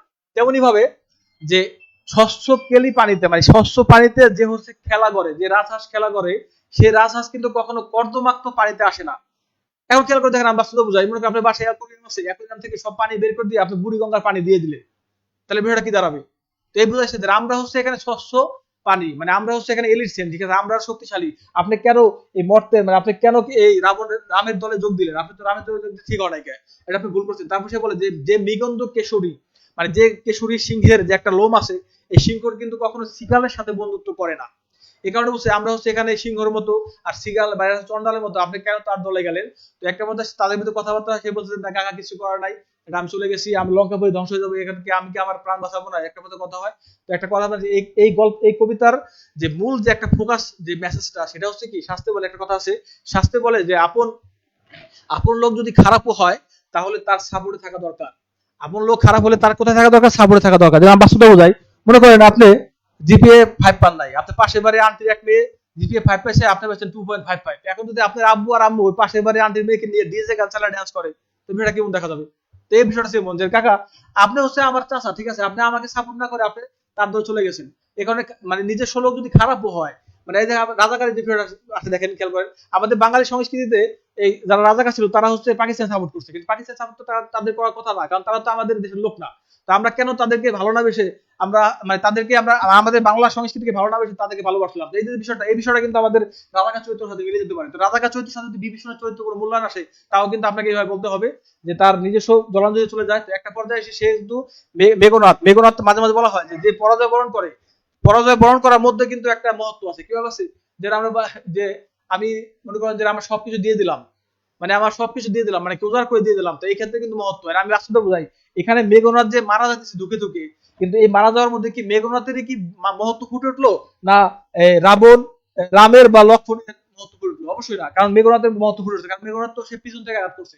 এখানে বলছে কাকা আপনি সরে যান, আমি জগাগার যাবো, জগাগার গিয়ে আমি অস্ত্র নিয়ে আসবো, দেখে নেবো যে এই লক্ষণ কত বড় শক্তিশালী, ঠিক আছে। এই লক্ষণটাকে কীটের সাথে তুলনা করছে। পরীক্ষা আসে যে একটা ফলের ভিতরে যদি একটা কীট থাকে, এই কীটটা যেমন তোমার মানে মূল্যবান কোনো বস্তু না, তেমনি ভাবে এই লক্ষণটা হচ্ছে কীট স্বরূপ, কারণ লক্ষণটা হচ্ছে আমার এই অঞ্চলে, মানে আমার এই লঙ্কা বইতে এসে সে হচ্ছে আমার এই জায়গাটাকে দূষিত করে ফেলছে, তাকে মারবো, আপনি সরে দাঁড়ান, কিন্তু কাকা সরে না। তো একটা পর্যায়ে সে হচ্ছে লাস্টে বলে যে কাকা আপনাকে আমি আর গঞ্জনা দিব না, কারণ কি এই আপনি তো আমার যতই হোক আপনি তো আমার সম্মানীয় ব্যক্তি। যেমন আমি আপনাকে এখান থেকে কিছু কথা বলি, যেমন যে বড় দৈন্যের বিষয়, যেমন আমাদের যে সূরা আছে সূরা তুহা, এটা আমি দাঁড়িয়ে রাখছি, কিন্তু সূরা তুহার বাংলা তর্জমা পড়ি কেন পড়ে? কারণ এই সূরা তুহা কিন্তু আমরা উমর ফারুক রাদিয়াল্লাহু তাআলাকে চেঞ্জ করছে, আল্লাহ কিন্তু এই আয়াতটা দিয়েছিলেন। সূরা তুহার হচ্ছে সূরা সূরা সূরা তুহার 44 নম্বর আয়াতে বলছে যে আল্লাহ সুবহানাহু ওয়া তাআলা, দেখেন খেয়াল করেন, পৃথিবীতে কিন্তু এই রামের কি বলে ফেরাউনের মতো কিন্তু খারাপ লোক আসবে না, ফেরাউনের মতো খারাপ লোক কিন্তু হতে পারে না। এই ফেরাউনের সাথে যখন মানে কথা হবে, তখন আল্লাহ তাআলা মানে মুসা আলাইহিস সালামকে বলতেছে যে তুমি হচ্ছে ফেরাউনের সাথে নম্র ভাষায় কথা বলো, মানে সূরা তুহার 44 নম্বর আয়াত, যে নম্র ভাষায় কথা বলো, হয় সে ভীতু হবে না, তা না হলে সে চিন্তিত হবে। মানে এখান থেকে বুঝতে পারছি যে সে হচ্ছে বড়, মানে তাকে নম্র ভাষায় কথা বলতে হবে। এই ধরনের বোধ আমাদের মধ্যে নাই। তো এই যে একটা পরাজয় বরণটা, এই পরাজয় বরণটাই বলছে কাকা আপনাকে আমি সবকিছু মানে ত্যাগ করে দিলাম, আমি একটা পর্যায়ে মারা যাবো। তো এইভাবে সে ধুকে ধুকে মারা যায়। মারা যাওয়ার পর এই হচ্ছে আপনার কবিতার প্রেক্ষাপট শেষ হয়ে যায়। তারপর থেকে প্রমীলা দেবী হয় মানে প্রস্তুত নেয়, যে তখন বলে যে আমি কি ডরাই সখী ভিখারি রাঘবকে। এই লাইনটা পাবেন হচ্ছে আপনার 9 যে বই আছে, 9 যে ব্যাকরণ বইটা, সেই ব্যাকরণ বইয়ের 147 নম্বর পেজ কারক আছে। এই 147 নম্বর পেজ থেকে 152-53 নম্বর পেজের ভিতরে এই লাইনটা আছে, করণ কারক। অপাদান কারক। আমি কি ডরাই সুখী ভিখারি রাঘবকে, এই ডরটা হচ্ছে এই রাঘব থেকে আসতেছে, এটা হচ্ছে আমাদের অপাদান কারক। তো এই অপাদান কারকে বলছে যে আমি কি ডরাই সুখী ভিখারি রাঘবকে, মানে বলছে যে আমার স্বামী মারা গিয়েছে, মানে আমার যে স্বামী মারা গেছে, এখন সখী তোমরা আমাকে সাজিয়ে দাও, আমি হচ্ছে প্রতিবাদ করবো। মানে মোট কথা হচ্ছে কি, আমাদের সমাজে নারীদের যে একটা জাগরণ, এই জাগরণটা কিন্তু মাইকেল মধুসূদন দত্ত এখানে বড় করে তুলছেন। কারণ কি, এই স্ত্রী, সেই স্ত্রীর লোক হয়ে কিন্তু সে নারী নারী হয়ে কিন্তু তার স্বামী হত্যার যে একটা মহত্ব বিষয়, বা স্বামী হত্যাকে যে মানে স্বামীকে হত্যা করছে তাকে মারার জন্য তার যে একটা স্পৃহা, এটা হচ্ছে ফুটে তুলছেন। আর আরেকটা বিষয় হচ্ছে যে পরবর্তী দ্বিতীয় বিশ্বযুদ্ধ পরবর্তী সময় থেকে আমরা দেখি যে নারীদের একটা জাগরণটা কিভাবে, আমরা যখন মাসি পিসি গল্প বলবো, যে মাসি পিসি গল্পের শেষ লাইন কি, এখন কি খুব ফাস্ট হচ্ছে ভাই, এখনো ফার্স্ট, মাসি পিসি গল্পের শেষ লাইন কি, মাসি পিসি গল্পের শেষ লাইন হচ্ছে তারা যুদ্ধের জন্য প্রস্তুত থাকে। মানে মোট কথা হচ্ছে কি, নারী সমাজের উপর যদি কোনো একটা আঘাত আসে, তাহলে নারী সমাজটা এই জিনিসটা প্রতিহত করতে পারে। এখানে বলছে যে নারী সমাজ, আজকাল বর্তমান নারীরা এসপি হয়, ডিসি হয়, পাইলট জ্ঞানে বিমান চালায়, কিন্তু নারীরা কিন্তু বসে নাই। তারপর দেখেন এই যে আমাদের যে কল্যাণী যে মানে চরিত্রটা, এই অপরিচিত গল্প যে বিষয়টা, সেটা হচ্ছে রবীন্দ্রনাথ ঠাকুর 119টা ছোট গল্প লিখছে, এর ভিতরে আবার 95টা গল্প তার গল্পগুচ্ছে আছে। এই গল্পগুচ্ছে থাকার কারণে আমি প্রত্যেকটা গল্প পড়ছি। কিন্তু আগের গল্পগুলোতে দেখবেন যে নারীদেরকে দমিয়ে রাখা হয়, কিন্তু একটা পর্যায়ে এসে কিন্তু এখানে কল্যাণী চরিত্রটাকে একটু বাক পরিবর্তন করছেন। কিভাবে করছেন? কারণ কল্যাণী চরিত্র কিন্তু বিয়ের আসর থেকে তার বিয়ে ভেঙে গেছে, তারপর কিন্তু সে মারা যায় নাই। কিন্তু বর্তমান যুগে দেখবেন আমাদের অনেক মেয়ে আছে, বিয়ে ভেঙে গেলে সে হারপিক খেয়ে মারা যায়, বা ইঁদুর মারার ওষুধ খেয়ে মারা যায়, কিন্তু এই বিষয়গুলো কিন্তু সে করে নাই। রবীন্দ্রনাথ ঠাকুর কিন্তু এই পরিবর্তন ধরতে পারছেন। মানে নারীদের জাগরণ, এই নারীদের জাগরণ কিন্তু মাইকেল মধুসূদন ধরতে পারছেন। কারণ কি, এই নারী জাগরণটা পাইতেছি আমরা এখানে প্রমীলা দেবীর মাধ্যমে। কারণ প্রমীলা দেবী এই স্বামী হত্যার জন্য সে হচ্ছে নতুন করে সজ্জিত হইতেছে। তো একটা পর্যায়ে এসে নবম স্বর্গে যে তারা মারা যায়, এইভাবে গিয়েই আমাদের টোটাল এই শক্তি সামর্থ্য থাকা সত্ত্বেও আমাদের এই রাবণের পরিবারটা ধ্বংস হয়ে যায়। আর রাবণের পরিবারটা ধ্বংস হয় মানে কি, আমাদের এখানে মাইকেলের পরাজয়টা বরণ হয়। ঠিক আছে, এই হচ্ছে আমাদের কবিতার তর্জমা ছিল। এর ভিতরে কিছু নাই, আপনার ইচ্ছা করে কি করতে পারেন, লিখে নিতে পারেন। আচ্ছা, ওকে, এই হচ্ছে আমাদের সাহিত্য পেশ ছিল। আজকে বেশি পড়াশোনা করতে পারি না, আজকে কিন্তু পড়াই নাই। ঠিক আছে, আমরা নেক্সট ক্লাস থেকে পড়বো। আজকে কিন্তু পড়াশোনা কিছুই করি না। ঠিক আছে, আজকে ব্যাখ্যা বিশ্লেষণ করছি, নেক্সট ক্লাস থেকে আরো পড়া হবে। আর কারো কোনো কমেন্টস থাকলে জিজ্ঞাসা করতে পারো। বিশেষ করে ঢাকা ভার্সিটির যে ইউনিট ভিত্তিক যে পড়ালেখা, এই বিষয়ে কমেন্ট করতে পারো। বিশেষ করে বাংলা, আমি তো বাংলা বিষয়ে কোশ্চেন করতে পারো। আর কি কি কি বিষয়ে প্রশ্ন আসে বলো তোমরা, আমরা দেখি প্রশ্নগুলি, দেখলেই হবে। হ্যাঁ, কমেন্ট করে ওরাই ফেলো। ঠিক আছে, মানে ক্লিয়ার তো বলো ভাই, তথ্য তো সব দিয়ে দিছি যা আছে, আর কি পড়া আছে। ওরে ভাই প্লিজ একটু স্লো করে পড়েন ভাই, আমি তো 5G নেটওয়ার্কে পড়াই, তোমাদের 2G 3G কাজ হবে না। 5G নেটওয়ার্কে এত যে টপিক, এগুলো তো দ্রুত শেষ হবে না।